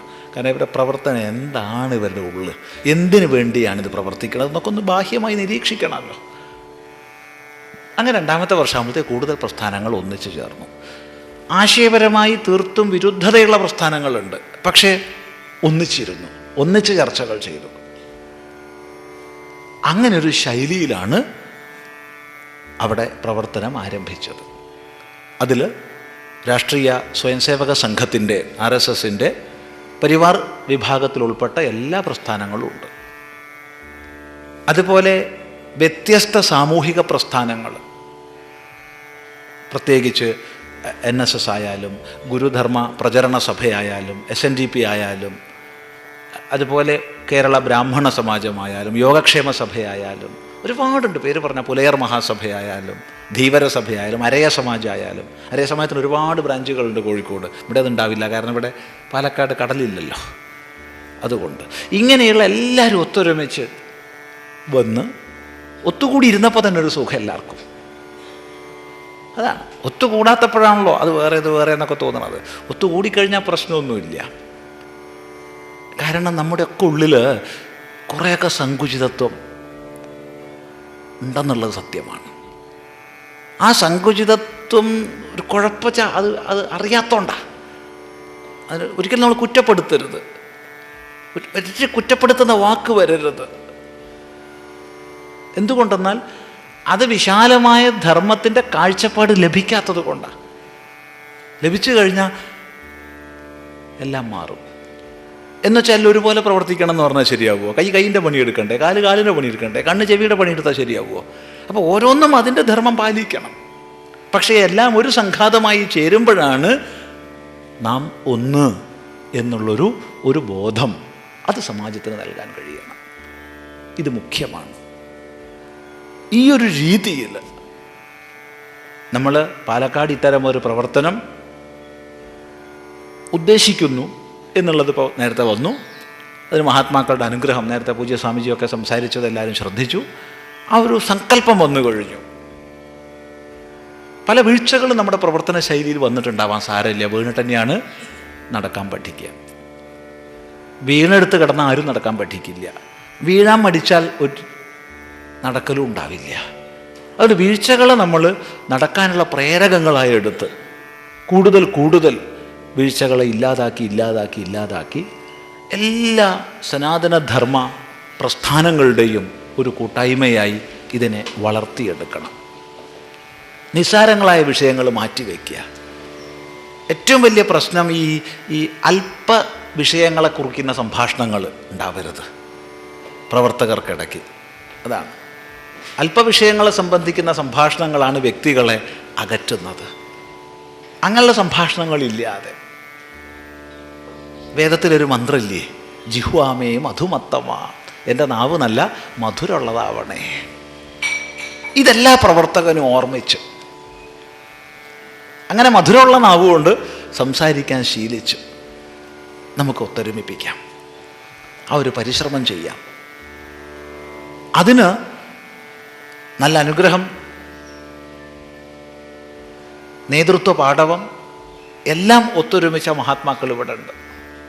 നേരത്തെ സ്വാഗതത്തിൽ സൂചിപ്പിച്ചു ഒരുപാട് ആശ്രമങ്ങൾ പ്രവർത്തിക്കുന്ന പാലക്കാടിനെക്കുറിച്ച്. ഇവിടെ തന്നെ അനേക ആചാര്യന്മാരുണ്ട്. നിത്യാനന്ദ സ്വാമികൾ തിരക്കുള്ളത് കൊണ്ടാണ് ഇപ്പം ഇവിടുന്ന് പോയത്. അദ്ദേഹം പരിപൂർണമായി അനുഗ്രഹിച്ച ശേഷമാണ് ഇവിടുന്ന് ഇപ്പം പോയിട്ടുള്ളത്. എല്ലാവരും ഒത്തൊരുമിക്കുന്നു. ആ ഒരു മഹാത്മാ സംഘത്തിൻ്റെ നിർദ്ദേശത്തെ മാനിച്ചുകൊണ്ട് സാംസ്കാരിക സാമുദായിക മേഖലകളിൽ പ്രവർത്തിക്കുന്ന പ്രസ്ഥാനങ്ങളുടെ ഒരു കൂട്ടായ്മ വളർന്നു വരണം. പരിശ്രമിച്ചാൽ സാധിക്കാത്തൊന്നുമില്ല. ഇത് കാലത്തിൻ്റെ ആവശ്യമാണെന്ന് എല്ലാവരും അറിയുന്നുണ്ട്. പ്രത്യേകിച്ച് ഇവിടെ ഹിന്ദു സമാജം എന്നൊന്ന് തന്നെ ഇല്ലാതാക്കണമെന്ന ഉദ്ദേശത്തോടു കൂടി നിയമനിർമ്മാണങ്ങൾ വരെ നടക്കുന്ന കാലഘട്ടത്തിലാണ് നമ്മൾ ജീവിക്കുന്നത്. അതെ, നാഷണൽ അഡ്വൈസറി കമ്മിറ്റി തയ്യാറാക്കിയിട്ടുള്ള ബില്ല് ഭാരതീയ സമൂഹത്തെ ഗ്രൂപ്പുകളും ഗ്രൂപ്പ് അല്ലാത്തതുമായി രണ്ടായി വിഭജിച്ച് ഗ്രൂപ്പുകളെന്ന് പറയപ്പെടുന്ന റിലീജിയസ് ആൻഡ് ലിംഗ്വിസ്റ്റിക് മൈനോറിറ്റീസ് എന്ന ഓമന പേര് കൊടുത്തിട്ടുള്ള വിഭാഗങ്ങൾക്കെതിരെയുള്ള സംഘടനകളെയോ ആലോചനകളെയോ മുളയിലേ നുള്ളാൻ ഉദ്ദേശിച്ചുകൊണ്ടുള്ള ബില്ല് വായിച്ച് പഠിച്ചിട്ടുള്ളവർക്ക് അറിയാം. ഹിന്ദു സമാജത്തെ സമ്പൂർണ്ണ പ്രവർത്തനങ്ങളെയും ഇല്ലായ്മ ചെയ്യാൻ ഉദ്ദേശിച്ചുകൊണ്ടുള്ള ബില്ലാണത്. അപ്പം ഇത്തരം ബില്ലൊക്കെ വരുന്ന സാഹചര്യത്തിൽ നിശ്ചയമായും നമ്മൾ ഒന്നിച്ചു നിന്ന് ശബ്ദിക്കേണ്ടതുണ്ട്. ഒന്നിച്ചു നിന്നേ മതിയാവും. ഇല്ലെങ്കിൽ ആപത്താണെന്നുള്ള യാഥാർത്ഥ്യം അറിയുന്നവരൊക്കെ അറിയുന്നുണ്ട്. അറിയാത്തവരറിയിക്കേണ്ടത് നമ്മുടെ കർത്തവ്യമാണ്, അറിഞ്ഞവരുടെ കർത്തവ്യമാണ്. അതുകൊണ്ട് ഇതാണ് സമയം, ഇനി വൈകിക്കൂടാ. പക്ഷെ ഈ ദൗത്യം നിർവഹിക്കണമെങ്കിൽ ഏറ്റവും മുഖ്യം നമ്മൾ ഓരോരുത്തരും ആചാരശുദ്ധിയിൽ കഴിയുന്നവരായിരിക്കണം. സ്വയം ജീവിതത്തിൽ ആചാരശുദ്ധി പാലിച്ചാൽ മാത്രമേ നമുക്ക് മറ്റൊരാളോട് എന്തെങ്കിലും ആചാരത്തെക്കുറിച്ചോ ശാസ്ത്രത്തെക്കുറിച്ചോ പറയാനുള്ള അർഹതയുള്ളൂ. അഥവാ പറഞ്ഞാൽ നമ്മുടെ വാക്കിന് ബലം ഉണ്ടാവുള്ളൂ. അല്ലാച്ചാൽ കനപ്പിച്ച് പറയാമെന്ന് മാത്രം ശക്തി ഉണ്ടാവില്ല.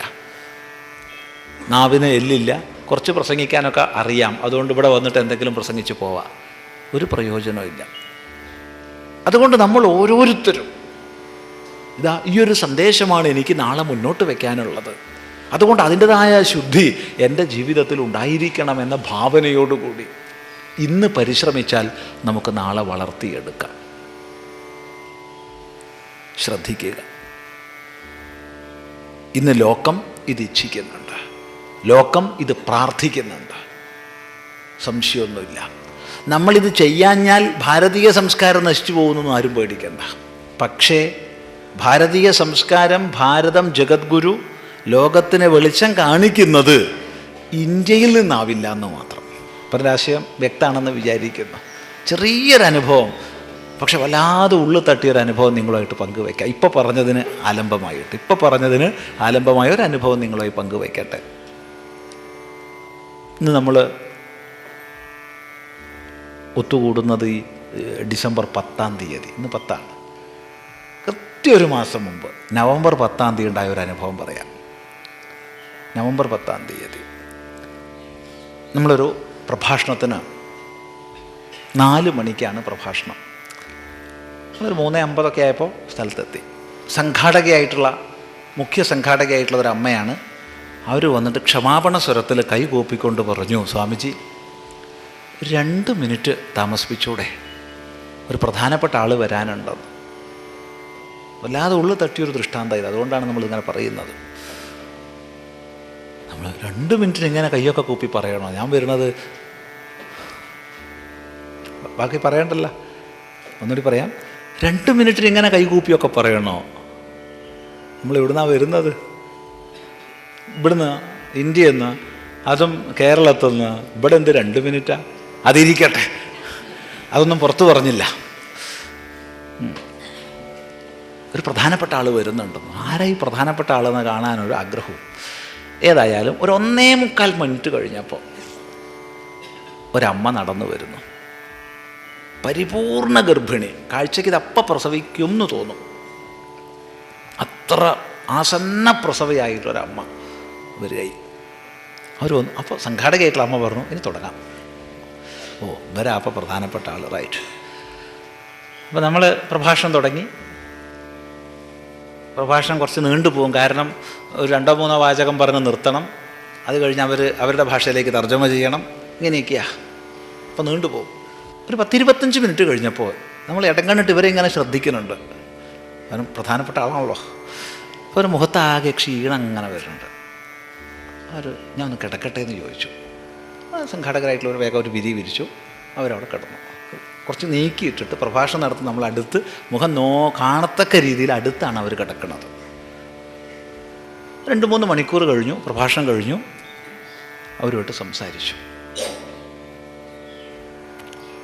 ശ്രദ്ധിക്കുക, ഇത് സ്ഥലം ഇറ്റലിയിൽ, യൂറോപ്പിൽ, ഇറ്റലിയിൽ ഫ്ലോറൻസ് എന്നുള്ള ടൗണാണ്. ഇവർ പറഞ്ഞു, സ്വാമിജി എൻ്റെ പ്രസവത്തിന് 7 ദിവസം ഇനി ബാക്കിയുള്ളൂ. 7-ാം ദിവസമാണ് ഡോക്ടർ ഡേറ്റ് തന്നിട്ടുള്ളത്. നമ്മളൊന്ന് ആലോചിച്ച് നോക്കുക. നമ്മളാണെങ്കിൽ ഇറങ്ങുമോ വീട്ടിൽ നിന്ന്. 10-30 കിലോമീറ്റർ ഞാൻ ഡ്രൈവ് ചെയ്ത് വരികയാണ്. പാർക്കിംഗ് സ്ഥലം കിട്ടാൻ വിഷമിച്ചുകൊണ്ടാണ് കുറച്ച് വൈകിയത്, സ്വാമിജി ക്ഷമിക്കണം. ഇനി നല്ല ക്ഷീണം ഉണ്ടായിരുന്നു, അതുകൊണ്ടാണ് കിടന്നത്. എന്നിട്ട് ഞാൻ എന്തിനു വന്നു എന്നല്ലേ അകത്തൊരാൾ കേൾക്കുന്നുണ്ട്. ആണോ പെണ്ണോ എന്നൊന്നും അറിയില്ല. സ്വാമിയുടെ ഈ പ്രഭാഷണം ആ കുട്ടി കേൾക്കും. പ്രത്യേകിച്ച് ചില വേദമന്ത്രങ്ങളോ അതിൻ്റെ വ്യാഖ്യാനങ്ങളൊക്കെ സ്വാമിയുടെ ഭാഗത്തു നിന്ന് ഉണ്ടാവുമ്പോൾ, കാരണം ഇന്നിവിടെ വിഷയം ഉപനിഷത്താന്ന് ഞാൻ കേട്ടിട്ടുണ്ട്, ആ സംസ്കാരം കുട്ടിക്കുണ്ടാവും.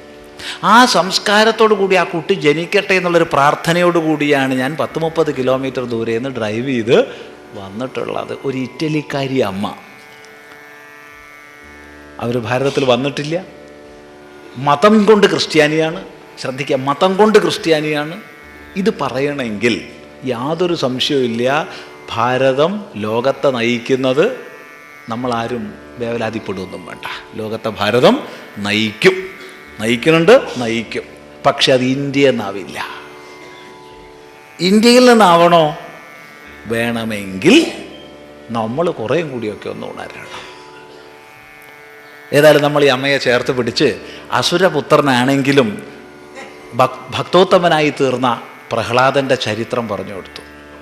ഇവർക്ക് ഇനി സന്തോഷമൊന്നും ഇനി അങ്ങോട്ട് അടക്കി വെക്കാൻ വയ്യ. ഇത് കഥയല്ല. ഒരു ഒരു ഒരു നുറുങ്ങും കൂടി പറഞ്ഞുതരാം. ഇത് സ്വന്തം അനുഭവമാണ് പറഞ്ഞത്. ഇനി പറയാൻ പോണത് സ്വന്തം അനുഭവമല്ല, കേട്ടറിവാ. ജർമ്മനിയിലെ രാമകൃഷ്ണ മിഷനിൽ ഒരു വേദാന്ത ശിബിരം 3 ദിവസത്തെ നടക്കുന്നു. 60 പ്രതിനിധികളുണ്ട് ലോകത്തിൻ്റെ വിവിധ ഭാഗങ്ങളിൽ നിന്ന്, പ്രത്യേകിച്ച് യൂറോപ്പിൻ്റെ വിവിധ ഭാഗങ്ങളിൽ നിന്ന്. ആ കൂട്ടത്തിൽ ഒരമ്മ വളരെ ലളിതമായി വസ്ത്രവിധാനം ചെയ്ത ഒരു വെള്ള പൈജാമയും വെള്ള ജുബ്ബയും വേറെ ഒന്നുമില്ല. സംഭാഷണത്തിലും നടത്തത്തിലും വ്യവഹാരത്തിലൊക്കെ ലാളിത്യത്തിൻ്റെ മൂർത്തിയായ ഒരമ്മ. ഈ അമ്മയെ ഇദ്ദേഹം ഇങ്ങനെ ശ്രദ്ധിക്കുന്നുണ്ട്. അവർ വന്നത് യൂറോപ്പ് തന്നെ ഏറ്റവും വില കൂടിയ തരം ഒരാഡംബര കാറിലാണ്, വലിയൊരു കൂറ്റൻ കാറിൽ. അപ്പം ഇവരുടെ വ്യവഹാരവും ഇതും എല്ലാം കൂടി എന്തോ ഇദ്ദേഹത്തിനൊരു പൊരുത്തക്കേട് തോന്നുകയാണ്. പക്ഷെ ഇവരുടെ സരളത കൊണ്ട് ഇദ്ദേഹത്തിന് ധൈര്യം വന്നു നേരിട്ട് സംസാരിക്കാമല്ലോ. അങ്ങനെ നേരിട്ട് സംസാരിച്ചു. അപ്പോഴാണ് ഇദ്ദേഹം അത്ഭുതപ്പെടുന്നത്. കാരണം ഈ അമ്മ നെതർലാൻഡ്സിൽ നിന്ന് വരികയാണ് ജർമ്മനിയിൽ ഈ പരിപാടിയിൽ പങ്കെടുക്കാൻ വേണ്ടി. 2 കിഡ്നിയും ഇല്ല. ആഴ്ചയിൽ 3 ഡയാലിസിസാണ്. അതുകൂടാതെ ദിവസവും 10-20 ഇഞ്ചക്ഷനുകളുണ്ട്. ഇവരുടെ കാറ് ഒരു മിനി ഹോസ്പിറ്റലാണ്. ഡയാലിസിസും എല്ലാ സംവിധാനം അതിൻ്റെ ഉള്ളിലുണ്ട്, ഈ കാറിൻ്റെ ഉള്ളിൽ. അത് അവരും ഡ്രൈവറും കൂടി എല്ലാം ചെയ്യും. അറിയാതെ അമ്മയെ നമസ്കരിക്കാൻ വേണ്ടി ഇയാൾ ഇങ്ങനെ കുനിയാണ് കേട്ടോ. ശ്രദ്ധിക്കുക. കാരണം നമ്മളൊരു തലവേദന ഉണ്ട്, ഒരു കാലുവേദന ഉണ്ട്, ഒരു വയറിനൊരു വേദന ഉണ്ടോ എന്നൊരു സംശയം ഉണ്ട് എന്ന് വന്നാൽ പിന്നെ എന്ത് സ്വാമി, എന്ത് പരിപാടി? പിന്നല്ല, മറ്റെല്ലാ പരിപാടിയും കഴിഞ്ഞു, സമയമൊക്കെ ഇഷ്ടംപോലെ ബാക്കിയുണ്ട്, നേരം പോക്ക, എന്നാൽ പിന്നെ ഒന്ന് പോയി കളയാം. ഇവിടെ ഉള്ളവരല്ല കേട്ടോ. അങ്ങനെയാണ് യാക്കര പ്രദേശത്തിന് പുറത്തുള്ളവരുടെ ഒരവസ്ഥാവിശേഷം. ഞാൻ പ്രത്യേകിച്ചും ബാംഗ്ലൂരിൽ ജോലി ചെയ്തത് ഒരാശ്രമത്തിൻ്റെ അടുത്താണ്. അതിൻ്റെ അകത്തേക്ക് ഞാൻ കയറി നോക്കിയിട്ടില്ല. അത് കഴിഞ്ഞ് കൂടുതൽ നല്ലൊരു ജോലി ജർമ്മനി കിട്ടിയപ്പോൾ ജർമ്മനിലേക്ക് വന്നു. എൻ്റെ ഇംഗ്ലീഷുകാരനായ കൂട്ടുകാരൻ പറഞ്ഞിട്ടാണ് ഞാൻ ആദ്യമായിട്ടൊരു ആശ്രമത്തിൽ പോണത്. അങ്ങനെ പോയപ്പോൾ അവിടെയുള്ള സ്വാമിയായിട്ടൊക്കെ അടുത്തപ്പോൾ നല്ലൊരു സ്നേഹമായി, സന്തോഷമായി. അങ്ങനെയാണ് ഈ ക്യാമ്പിന് ഞാൻ പങ്കെടുക്കുന്നത്. എന്നിരിക്കെ ഈ അമ്മ 2 കിഡ്നിയും ഇല്ലാതെ ആഴ്ചയിൽ 3 ഡയാലിസിസ് ചെയ്ത് ദിവസവും 10-30 ഇഞ്ചക്ഷൻ ചെയ്ത് ഈ ക്യാമ്പിന് പങ്കെടുക്കണമെങ്കിൽ അവരെ നമസ്കരിക്കല്ലാണ്ട് എന്താ ചെയ്യേണ്ടത് എന്ന് വിചാരിച്ച് ഞാൻ കുനിഞ്ഞു. അപ്പോഴാണ് ഇവർ പറയണത്, എന്നെ ജീവിതത്തിലേക്ക് തിരിച്ചു കൊണ്ടുവന്ന, എനിക്ക് കരുത്ത് നൽകുന്ന യാതൊരു വേദാന്ത ദർശനമുണ്ടോ അത് ലോകത്തിന് ഉപദേശ രാജ്യത്തിൽ നിന്നാണ് നിങ്ങൾ വരുന്നത്. നിങ്ങളെ ഞാനല്ലേ നമസ്കരിക്കേണ്ടതെന്ന് വെച്ചാൽ ഒറ്റ നമസ്കാരം. ഇയാളെല്ലാം കൂടി ആകെ വിയർത്ത് കുളിച്ച് നേരെ ഫോൺ ചെയ്തതാ, സ്വാമി ഇങ്ങനത്തെ ഒരു അനുഭവം ഉണ്ടായി എനിക്ക് എന്ന്. അപ്പോൾ സമയവും നോക്കിയില്ല, ഒന്നും നോക്കിയില്ല. ഇത് കഥയല്ല, ഈ പറഞ്ഞ 2ഉം സംഭവങ്ങളാണ്. നാം എവിടെ നിൽക്കുന്നു എന്ന് കാണിക്കാനാണ് പറഞ്ഞത്. ശ്രദ്ധിക്കുക. ഈ സന്ദർഭത്തിൽ നമ്മൾ കുറച്ചൊക്കെ ചില പുനർചിന്തനങ്ങൾ ചെയ്യണ്ടേ? ഇന്ന് നമ്മൾ അന്ധമായി പോയിക്കൊണ്ടിരിക്കുന്ന ചില അബദ്ധങ്ങളിൽ നിന്ന് ചില തിരുത്തലുകളൊക്കെ വരുത്തണ്ടേ? വേണ്ടേ? ചോദ്യമാണ്. ഈ ചോദ്യത്തിന് ഒരടിത്തറ കൂടി പറഞ്ഞുതരാം. ഒരടിത്തറ. സമയം ദീർഘിക്കുന്നുണ്ടെന്ന് തോന്നുന്നു. വർഷങ്ങൾക്ക് മുമ്പ് ഞങ്ങളൊരു 4-5 കാഷായ വേഷക്കാർ ഒന്നിച്ചിങ്ങനെ ഇരിക്കുകയാണ്. സ്ഥലവും മറ്റൊന്നും പറഞ്ഞു തരില്ല, ഒന്നും ചോദിക്കരുത്, വിശദീകരണം. ഉടനെ ഒരാൾ, ഒരു ഗൃഹസ്ഥനാണെന്ന് തോന്നുന്നു, വന്നു. നമ്മളതിൻ്റെ അപ്പുറത്തിരിക്കുന്ന ആളെ നമസ്കരിച്ചിട്ട് പതുക്കെ ഒരു ചോദ്യം, അത് നമ്മുടെ സ്വാമിയാണോ? അല്ല. അപ്പോൾ നമ്മൾ നമസ്കരിക്കാണ്ട് അദ്ദേഹം പോയി. അദ്ദേഹം ചിദാനന്ദപുരി സ്വാമിയെ നമസ്കരിച്ചിട്ട് ചിദാനന്ദപുരി സ്വാമിക്ക് വല്ലതും കിട്ടാൻ പോകുന്നുണ്ടോ? ഉണ്ടോ? ഇല്ല. നമസ്കരിച്ചിട്ടില്ല എന്ന് വെച്ചിട്ട് വല്ലതും കിട്ടാൻ പോകുന്നുണ്ടോ? അതുമില്ല. നമസ്കരിച്ചാൽ വല്ലതും നഷ്ടപ്പെടാൻ പോകുന്നുണ്ടോ? അതുമില്ല. അതില്ല. നമസ്കരിച്ചില്ല വെച്ചിട്ട് വല്ലതും നഷ്ടപ്പെടാൻ പോകുന്നുണ്ടോ? അതുമില്ല. നമ്മളുടെ വിഷയമല്ല, അയാൾക്ക് വ്യായാമം, നമുക്കൊന്നുമില്ല. പക്ഷേ പിന്നെ എന്തിനു സ്വാമി ഇത് പ്രാധാന്യേന പറയുന്നു? അത് നമ്മുടെ സ്വാമിയാണോ? അല്ല. ഉടനെ നമസ്കരിക്കാണ്ട് പോകുന്നു. അപ്പം നമ്മുടെ സ്വാമിയാണെങ്കിലോ ദീർഘദണ്ഡ നമസ്കാരം, നിർലജ്ജം ഗുരുസന്നിധൗ. നമ്മളെവിടെ എത്തി നിൽക്കുന്നു? ഇന്ന് ഹിന്ദു ധർമ്മത്തിൻ്റെ ഏറ്റവും വലിയ രോഗം ഈ സെക്ടേറിയനിസമാണ്. ഈ ആശ്രമത്തിൽ വരുന്നവർ അവിടെ പോകാൻ പാടില്ല, അവിടെ വരുന്നവർ ഇവിടെ പോകാൻ പാടില്ല. അത് ശരി, നിങ്ങൾ കൃഷ്ണാത്മാൻ സ്വാമിയുടെ അടുത്ത് പോകുന്ന ആളല്ലേ, എന്നാൽ എൻ്റെ അടുത്തേക്ക് വരണ്ട, ചിദാനന്ദപുരിൻ്റെ അടുത്തേക്ക് വരണ്ട. അല്ല, പ്രഭാരായണ സ്വാമിയുടെ അടുത്ത് പോകുന്ന ആളാ, എൻ്റെ അടുത്തേക്ക് വരണ്ട. എൻ്റെ അടുത്തേക്ക് വരണമല്ലോ, എൻ്റെ അടുത്തേക്ക് മാത്രം വന്നാൽ മതി. ഈ സെക്ടേറിയനിസമാണ് ഇന്നത്തെ ഏറ്റവും വലിയൊരു ശാപം. ഞങ്ങളുടെ ഗുരു, ഞങ്ങളെ ശിഷ്യന്മാർ, ഒരു ഗുരു, കുറച്ച് ശിഷ്യന്മാർ, ഒരു ഗ്രൂപ്പ്, വേറെ ഗ്രൂപ്പ്. ഇവിടെ വരുന്നവർ അവിടെ പോവില്ല, അവിടെ വരുന്നവർ ഇവിടെ പോവില്ല. ഈ രോഗങ്ങളെക്കുറിച്ച് പറഞ്ഞുകൊണ്ട് കാര്യമില്ല. പരിഹാര ഔഷധം എന്ത്? അവിടെയാ പ്രയോഗിക്കേണ്ടത്. ആ പ്രയോഗമായിരിക്കണം ഈ കൂട്ടായ്മ. നിങ്ങൾ എന്ത് പേര് കൊടുത്താലും തിരക്കേടില്ല. സനാതനധർമ്മ പരിഷത്ത് നിന്ന് കൊടുക്കുന്നതിന് ഞങ്ങൾക്ക് വിരോധമൊന്നുമില്ല കോഴിക്കോട്ടുകാർക്ക്. പക്ഷേ വേണമെന്നൊരു ചോദ്യമുണ്ട്. യാതൊരു വിരോധവും ഇല്ല, സന്തോഷമേ ഉള്ളൂ. പക്ഷെ എന്ത് പേര് കൊടുത്താലും കൊള്ളാം, പേരിലല്ല പ്രാധാന്യം. എന്ത് ചെയ്യുന്നു, ഏതാശയത്തെ മുന്നോട്ട് വയ്ക്കുന്നു എന്നുള്ളതിലാണ് പ്രാധാന്യം. ഈ രീതിയിലൊരു കൂട്ടായ്മ നമ്മൾ വളർത്തിയെടുക്കണം. എടുത്തില്ലെങ്കിൽ ഒരു 2-3 വർഷങ്ങൾക്ക് മുമ്പ് നമ്മൾ ഒരു പ്രഭാഷണത്തിന് കേരളത്തിൻ്റെ തെക്കൻ ജില്ലയിൽ ഒരിടത്ത് പോയി, ഒരു ക്ഷേത്രത്തിൽ.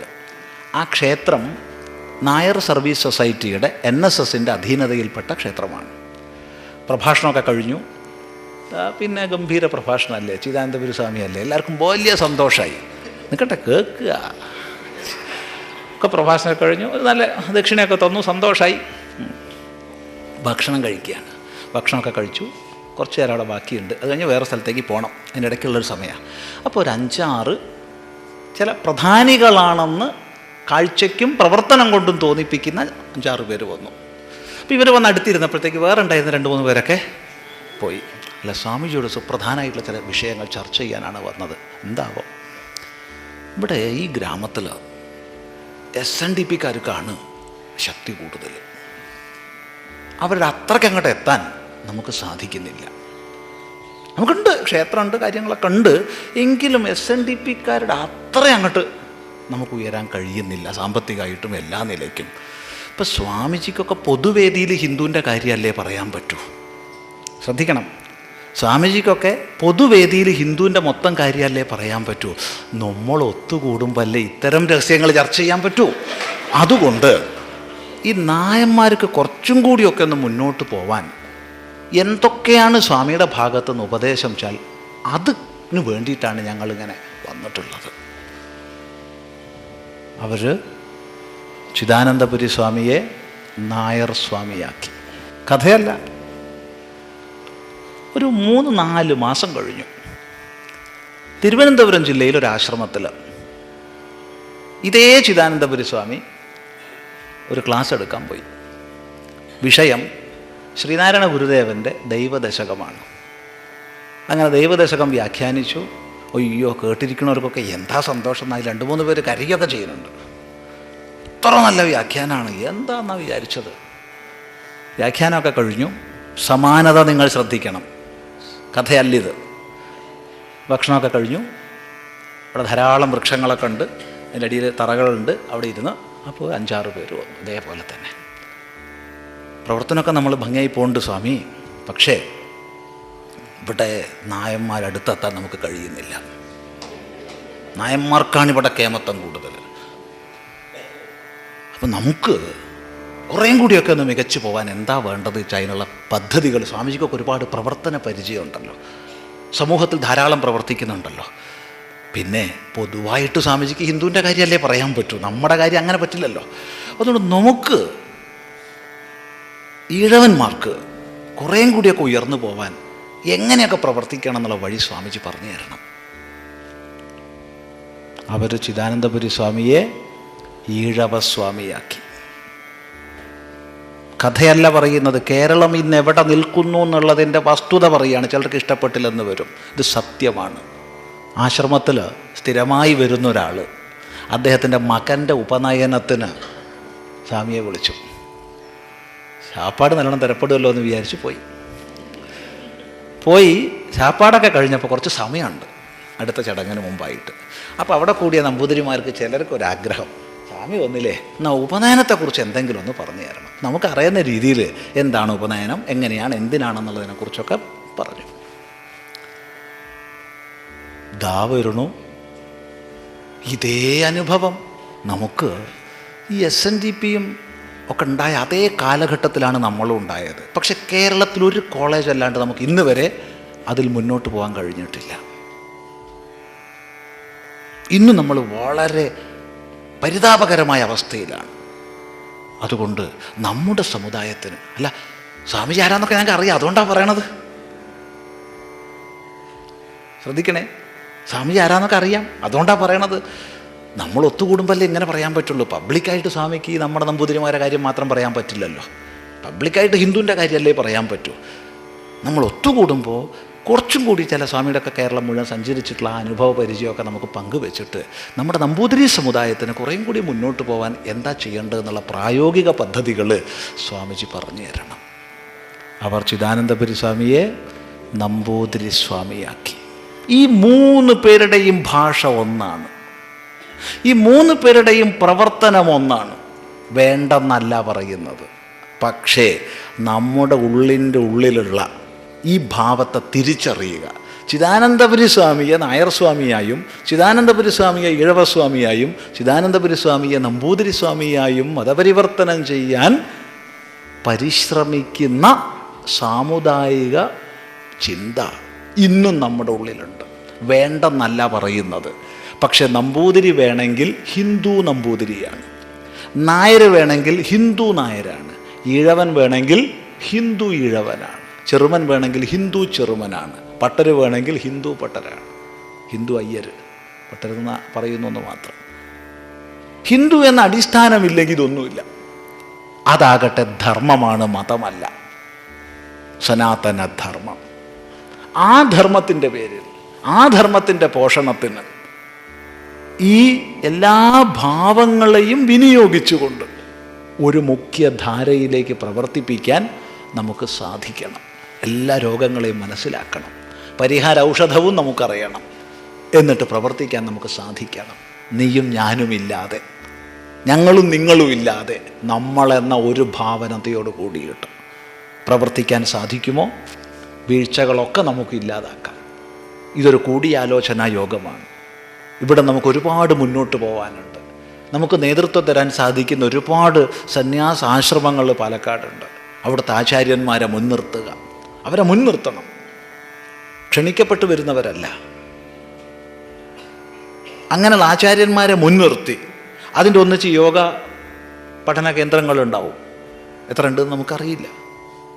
അതുപോലെ വേദവിഷയത്തിൽ പഠിപ്പിക്കുന്നവരുണ്ടാവും, മഠങ്ങളുണ്ടാവും, ഒരുപാടുണ്ടാവും, ഉറപ്പാണ് ഉണ്ടാവും എന്നുള്ളത്. ശേഷിക്കുന്ന കുറേ എങ്കിലും വേദപാഠം ചെയ്യുന്നവരൊക്കെ ഇവിടെ ഉണ്ടാവും, കണ്ടെത്താൻ കഴിയണം.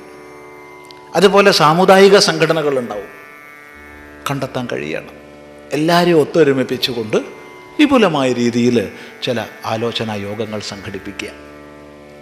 അങ്ങനെ സംഘടിപ്പിച്ച് അതിൽ നിന്നൊരു സമവായം എന്നുള്ള രീതിയിൽ ഒരു തീരുമാനത്തിലെത്തുക. അല്ലാതെ ഒരിക്കലും തീരുമാനങ്ങൾ അങ്ങോട്ട് പോകരുത്. തീരുമാനങ്ങൾ അവിടുന്ന് ആചാര്യന്മാരിൽ നിന്നും സമൂഹത്തിൽ നിന്നും ഇങ്ങോട്ട് വരണം. അങ്ങനെ തീരുമാനങ്ങൾ എടുത്ത് അതിനനുസൃതമായി ക്രമനിബദ്ധമായ പദ്ധതികളോടുകൂടി നടപ്പിലാക്കുക. അങ്ങനെ നടപ്പിലാക്കുമ്പോൾ അതിൽ 2 മാനങ്ങൾ സൂക്ഷിക്കാൻ പരിശ്രമിക്കുക. ഒന്ന്, സമൂഹത്തിന് നൽകുന്നൊരു മൊത്തം സന്ദേശം. അതൊരിക്കലും ഒരു നിരാശ നൽകുന്ന സന്ദേശം ആവരുത്. പോസിറ്റീവായിട്ട് ഉള്ളൊരു സന്ദേശം സമൂഹത്തിന് നൽകുന്ന പൊതുപരിപാടികൾ ഉണ്ടാവുക. പക്ഷെ അതുകൊണ്ട് മാത്രം കാര്യമില്ല, ആഴത്തിൽ പഠിക്കുന്ന സെമിനാറുകൾ ഉണ്ടാവുക. അപ്പം പകൽ സമയത്ത് സെമിനാറുകൾ, അത് പബ്ലിക്കിനെ ഉദ്ദേശിക്കേണ്ട, ആഴത്തിൽ പഠിക്കാൻ താല്പര്യമുള്ള കുറച്ച് പേര് മതി. കുറച്ച് പേര് ആയിരങ്ങളാവാട്ടോ, അതിന് വിരോധമില്ല. പഠിക്കാൻ തയ്യാറുള്ളവർക്കുള്ള സെമിനാറുകളായിരിക്കണം പകൽ. വൈകുന്നേരങ്ങളിൽ പബ്ലിക് പ്രസംഗങ്ങൾ. പകൽ ടീച്ചിങ് ആവട്ടെ, വൈകിട്ട് പ്രീച്ചിങ് ആവട്ടെ, 2 സമന്വയിപ്പിക്കണം. 2ലും യോജിക്കുന്ന പ്രഗത്ഭന്മാരെ കൊണ്ടുവരണം. അങ്ങനെ എത്ര ദിവസം സാധിക്കുമോ അത്ര ദിവസം പരിപാടികൾ നടക്കണം. എല്ലാവർക്കും വരാൻ അനുകൂലമാകും വിധം മുൻകൂട്ടി തീരുമാനിച്ച് മറ്റ് പരിപാടികൾ വ്യത്യസ്ത സംഘടനകൾ നിശ്ചയിക്കാത്ത രീതിയിൽ പ്ലാൻ ചെയ്യണം. അല്ലെങ്കിൽ വൈരുദ്ധ്യം വരും. അതെല്ലാവരും ഒത്തൊരുമിച്ച് തീരുമാനിക്കുമ്പോൾ അത്തരം വൈരുദ്ധ്യം വരില്ല. പിന്നെ എന്തൊക്കെ ആവാകുമോ അതൊക്കെ ചെയ്യാം. കോഴിക്കോട് നിന്നാണെങ്കിൽ എല്ലാ വർഷവും ഒരു പുരസ്കാരം കൊടുക്കുന്നുണ്ട്. അതിന് ധർമ്മജ്യോതി എന്നാണ് പേര്. ഇപ്പോൾ 1ാമത്തെ വർഷം പരമേശ്വർജിക്കായിരുന്നു കൊടുത്തത്, 2ാമത്തെ വർഷം മിഷേൽ ഡാനിനോയ്ക്കായിരുന്നു, 3ാമത്തെ വർഷം കാരുമാത്ര വിജയൻ തന്ത്രിക്കാണ് ആയിരുന്നു. ഈ വർഷം ആർക്കാന്ന് പറയില്ല. എന്തായാലും അത് പരിഗണനയിലുണ്ട്. ഇപ്പോൾ അതിൻ്റെ നിർണയ സമിതി തീരുമാനിക്കുന്നതായിരിക്കും, നമുക്കറിയില്ല, എപ്പോൾ പറയാനാവില്ല. ഇങ്ങനെയൊക്കെയാണ് അവിടുത്തെ ഒരു പ്രവർത്തന രീതി. പല സംഘടനകൾക്കും രക്ഷാധികാരി എന്നൊരു പേരുണ്ടാവും. രക്ഷയുണ്ടാവില്ല, അധികാരം ഉണ്ടാവില്ല. മറ്റുള്ളവർ തീരുമാനിക്കുന്നത് ഏറ്റുപറയാൻ ഇവൻ ബാധ്യസ്ഥനായിരിക്കും. ആ രൂപത്തിലല്ല. രക്ഷാധികാരി എന്ന് പറഞ്ഞാൽ കോഴിക്കോട് പ്രവർത്തിക്കുന്ന സന്യാസാശ്രമങ്ങളിലെ ആചാര്യന്മാരാണ്. അവർ കൂടിയിരുന്നിട്ടാണ് തീരുമാനിക്കുന്നത്. അങ്ങനെയാണ് തീരുമാനങ്ങൾ വരുന്നത്. എല്ലാവരും ഒത്തൊരുമിക്കുന്നു, അഭിപ്രായങ്ങൾ പറയുന്നു. അങ്ങനെയുള്ള രൂപത്തിലാണ് കാര്യം നടക്കുന്നത്. ഇതൊക്കെയാണ് അവിടത്തെക്കുറിച്ചും എവിടത്തെക്കുറിച്ചും വേണ്ടതിനെക്കുറിച്ച് പറയുന്നത്. അതുകൊണ്ട് ആരംഭത്തിൽ പറഞ്ഞത് ഒന്നും കൂടി ആവർത്തിച്ച് ഈ അല്പഭാഷണം ഉപസംഹരിക്കുകയാണ്. പരംപൂജ്യ ദയാനന്ദ സരസ്വതി സ്വാമികൾ പറഞ്ഞ ഓരോ ജില്ലയിലും തന്നെ ഇതേപോലെ നടക്കാൻ പ്രേരണയും പ്രവർത്തനവും ഉണ്ടാവണം എന്ന് പറഞ്ഞ ആ ആശയത്തെ ഒന്നുകൂടി നിങ്ങൾക്ക് മുമ്പിൽ വെച്ച് ഇനി എങ്ങനെയൊക്കെ വേണമെന്നുള്ളത് മുന്നോട്ട് കൊണ്ടുപോവുക എന്ന് മാത്രം പറഞ്ഞ് ഉപസംഹരിക്കുകയാണ്. എന്തെങ്കിലുമൊക്കെ ചോദിക്കാനുണ്ടെങ്കിൽ ചോദിക്കുക, അറിയുന്നതാണെങ്കിൽ പറയാം. ശരി, സന്തോഷം. സാമ്രാജ്യത്വ അധിനിവേശം ഇന്ത്യൻ സാംസ്കാരികതയെ തകർക്കാൻ കഴിഞ്ഞില്ല എന്നതിന് വിപരീതമായി ഇന്ന് സാമ്രാജ്യത്വ അധിനിവേശം കടന്നാക്രമിക്കുന്നില്ലേ. കൂട്ടുകുടുംബ വ്യവസ്ഥിതി ഇന്ന് അന്യമാകുന്നു. ധർമ്മവ്യവസ്ഥിതിക്ക് ഇത് അപകടകമല്ലേ? 1. 2. സവർണ അവർണ വ്യവസ്ഥിതി പ്രത്യക്ഷമല്ലെങ്കിലും പരോക്ഷമായി ഇന്നും നിലനിൽക്കുന്നു. സാമ്രാജ്യത്വ അധിനിവേശക്കാർ ഈ വ്യവസ്ഥിതിയെ പ്രോത്സാഹിപ്പിക്കുന്നില്ല. അതിനുള്ള പരിഹാരം ഇവിടെ നേരത്തെ വ്യക്തമായിട്ട് ബോധപൂർവമായിട്ട് നമ്മൾ 2 വാക്കുകൾ ഉപയോഗിച്ചിട്ടുണ്ട്. ഒരുപാട് അംഗഭംഗങ്ങൾ നമുക്ക് സംഭവിച്ചിട്ടുണ്ട്, ഒരുപാട് ക്ഷയങ്ങൾ നമുക്ക് സംഭവിച്ചിട്ടുണ്ട്. ക്ഷയം, അംഗഭംഗം, ഈ 2 വാക്ക് ഉപയോഗിച്ചിട്ടുണ്ട്. എങ്കിലും നമ്മളുടെ സംസ്കാരം നിലനിൽക്കുന്നുണ്ടെന്ന് പറഞ്ഞു. ഈ അംഗഭംഗങ്ങളിലും ക്ഷയങ്ങളിലും പെട്ടതാണ് ഇവിടെ സൂചിപ്പിക്കപ്പെട്ട ദോഷങ്ങൾ ഉണ്ടെന്നുള്ളത് പരമാർത്ഥം. പക്ഷേ ഉള്ള രോഗങ്ങളെക്കുറിച്ച് പറഞ്ഞിരുന്നിട്ടൊരു പ്രയോജനമില്ല. എന്താണ് പരിഹാര ഔഷധം? അതാണ് ചിന്തിക്കേണ്ടത്. പരിഹാര ഔഷധം ഒന്നാണ്. ശ്രീനാരായണ ഗുരുദേവൻ സ്പഷ്ടമായി പറഞ്ഞു തന്നു, വിദ്യ കൊണ്ട് പ്രബുദ്ധരാകാൻ. ആ പ്രബുദ്ധത നമുക്ക് വരുമ്പോൾ, മറ്റൊരാളെ നമ്മൾ നോക്കണ്ട, നമുക്ക് വരുമ്പോൾ നമ്മൾ ഇത്തരം പരിമിതികൾക്കുപരിയെത്തും. അപ്പോൾ എന്നാൽ കഴിയുന്ന രീതിയിൽ എൻ്റെ സമാജത്തിൽ ഇത് പ്രസരിപ്പിക്കുമ്പോൾ എന്നെപ്പോലെ എൻ്റെ സഹോദരങ്ങളും പ്രബുദ്ധതയിലേക്ക് ഉയരും. വിദ്യയല്ലാതെ ഇതിന് പരിഹാരമില്ല, വേറൊരു പരിഹാരവും. അതുകൊണ്ട് ഈ അറിവിൻ്റെ പ്രസരണം അത് മാത്രമാണ് ഈ ദോഷങ്ങളെ ഇല്ലാതാക്കാനുള്ള വഴി. അത് ഏത് ഭേദകൽപ്പനയായാലും കൊള്ളാം. ഉച്ചനീചത്വ കൽപ്പനകളോടുകൂടി ഏതേത് ഭേദങ്ങൾ നമ്മൾ സമൂഹത്തിൽ കൽപ്പിക്കുന്നുണ്ടോ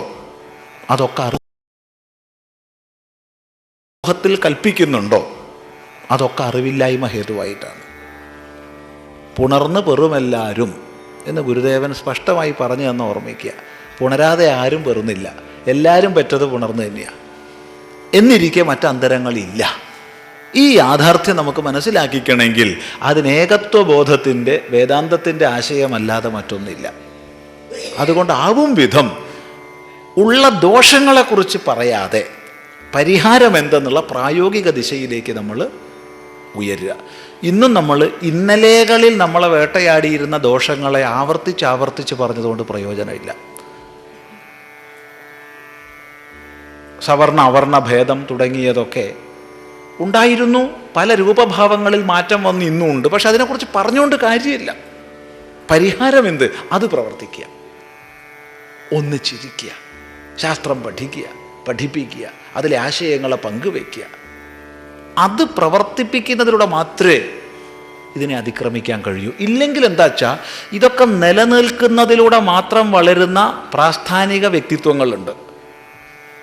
ഓർഗനൈസേഷണൽ ഈഗോ സൂക്ഷിക്കുന്ന ഒരുപാട് ഒരു പ്രസ്ഥാനങ്ങളുണ്ടാവും. അപ്പോൾ ഇങ്ങനെയുള്ള വ്യത്യാസങ്ങൾ നിലനിന്നാലേ അവർക്ക് നിലനിൽപ്പുള്ളൂ. അതുകൊണ്ട് പണ്ടുണ്ടായിരുന്നത് ഇങ്ങനെ പറഞ്ഞുകൊണ്ടിരിക്കും. പണ്ട് തീയപ്പാടുണ്ടായിട്ടില്ലേ, പുലയപ്പാടുണ്ടായിട്ടില്ലേ, പറയപ്പാടുണ്ടായിട്ടില്ലേ. അപ്പോൾ നമ്മൾ പറയാറ് നമ്പൂതിരിപ്പാടുമുണ്ട്, വട്ടേരിപ്പാടുമുണ്ട്, പിന്നെന്താ. അപ്പോൾ അത് ഇന്ന് പറഞ്ഞിട്ട് കാര്യമില്ല. ഇന്ന് നമ്മുടെ ഇടയ്ക്ക് അത്തരം പാടുകളൊന്നുമില്ല. ഉണ്ടെങ്കിൽ തന്നെ അത് പറഞ്ഞുകൊണ്ട് കാര്യമില്ല. പിന്നെ എന്ത് വേണം? അതിനൊക്കെ അപ്പുറത്തുള്ള ശാസ്ത്രത്തെ നമ്മൾ പ്രസരിപ്പിക്കുക. അതാണ് വേണ്ടത്. അതാണ് പ്രായോഗികമായ വഴി. അത് ഏകതയോടുകൂടി നമ്മൾ പ്രവർത്തിപ്പിക്കുക. അതേ ആ വിഷയത്തിൽ പറയാനുള്ളൂ. വ്യക്തിത്വത്തിൻ്റെ വലിയൊരു ദോഷമാണ്. അതായത് ഞാൻ ചിലതൊക്കെ ചെയ്യുന്നുണ്ടാവും, അതെനിക്ക് പുറത്ത് പറയാൻ, പുറത്ത് കാണിക്കാൻ മടിയുണ്ടാവും. പുറത്ത് ഞാൻ വലിയ കേമനായിട്ടൊക്കെ അഭിനയിക്കുന്നു, ഉള്ളുകൊണ്ട് വേറെ ചെയ്യുന്നുണ്ടാവും.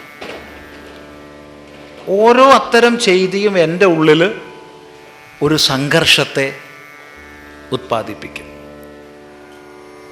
അത്തരം വ്യക്തിത്വങ്ങളെ അണിഞ്ഞുകൊണ്ട് നടക്കുന്നവരാണ് ഈ ദ്വന്ദ്വാത്മക വ്യക്തിത്വത്തെ വഹിക്കുന്നവർ. പ്രാശയം വ്യക്തമാണല്ലോ. എന്നുവെച്ചാൽ ഞാൻ വലിയ ധാർമ്മികതയുടെ പരിവേഷമൊക്കെ പുറമെ കാണിച്ചു, അകം കൊണ്ട് വേറെ ചെയ്യുന്നു. എൻ്റെ ആവശ്യമില്ലല്ലോ. എന്താ ആവശ്യം? ഒരാവശ്യമില്ല.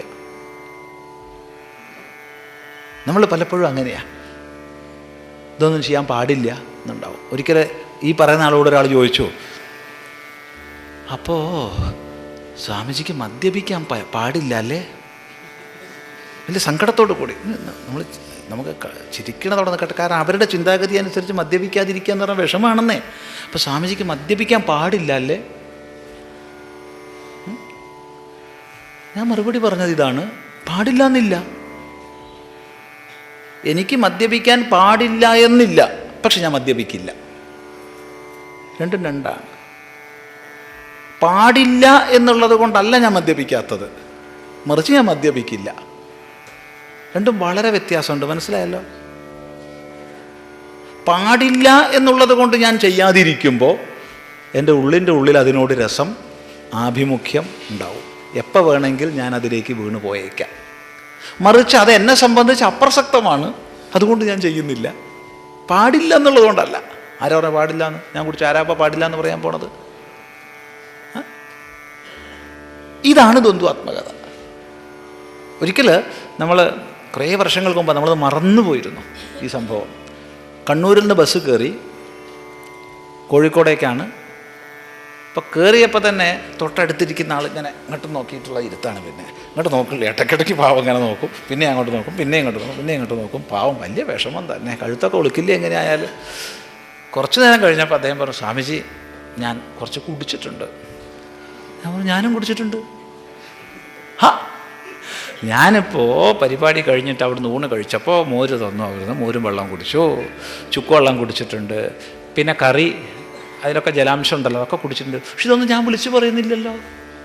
ഞാൻ അതൊക്കെ വിളിച്ചു പറയുന്നുണ്ടോ? ഒക്കെ എൻ്റെ ഉള്ളിൽ കിടക്കുന്നുണ്ട്.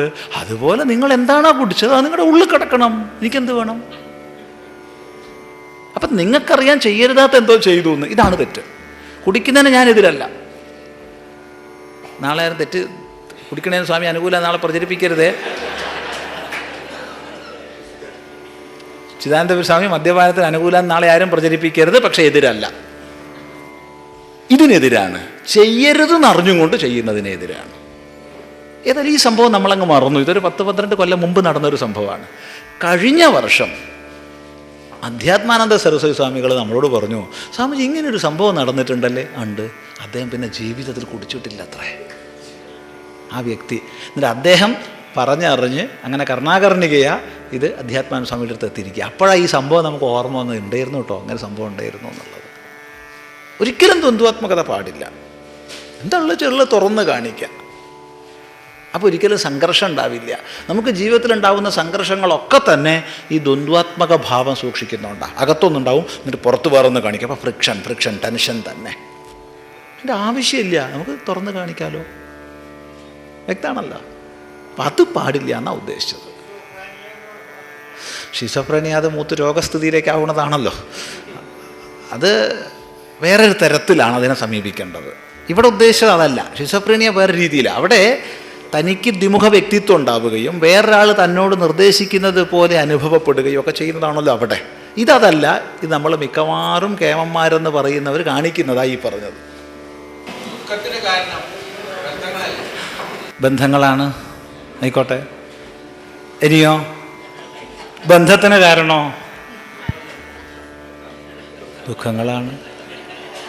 അപ്പോൾ ഇതിൻ്റെ രണ്ടിൻ്റെ കാരണം എന്താണെന്ന് ആലോചിച്ചാൽ ഒന്നാണ് അറിവില്ലായ്മ, അജ്ഞാനം. അജ്ഞാനമാണ് ദുഃഖകാരണം, അജ്ഞാനമാണ് ബന്ധകാരണം.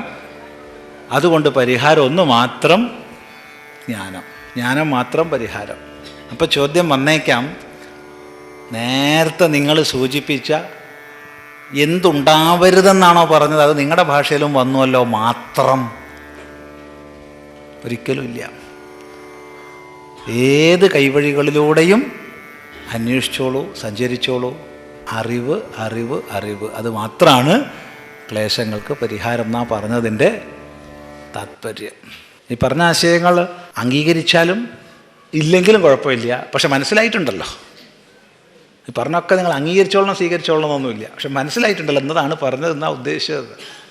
അതേ വേണ്ടു. അപ്പോൾ അതിൽ നിന്ന് താനെ ആ പ്രവർത്തനങ്ങൾ ഉണ്ടാവണം. അതിൻ്റെ ശൈലി വളരെ ശ്രദ്ധിക്കണം. എന്നാൽ മാത്രമേ നമുക്ക് ഒത്തൊരുമിച്ച് കൊണ്ടുപോകാൻ പറ്റൂ. അര ഒഴിഞ്ഞ കപ്പ് കാണാതെ അര നിറഞ്ഞ കപ്പ് കാണണം. അതാണ്. എന്നാൽ ഒരു പ്രശ്നമില്ല. ഇല്ലെങ്കിൽ നമ്മളൊക്കെ അകലും. അത് കണ്ടാൽ നമ്മളൊക്കെ സന്തോഷത്തോടു കൂടി ഒന്നിച്ചിരിക്കും. അത് ശ്രദ്ധിക്കുക. ഓ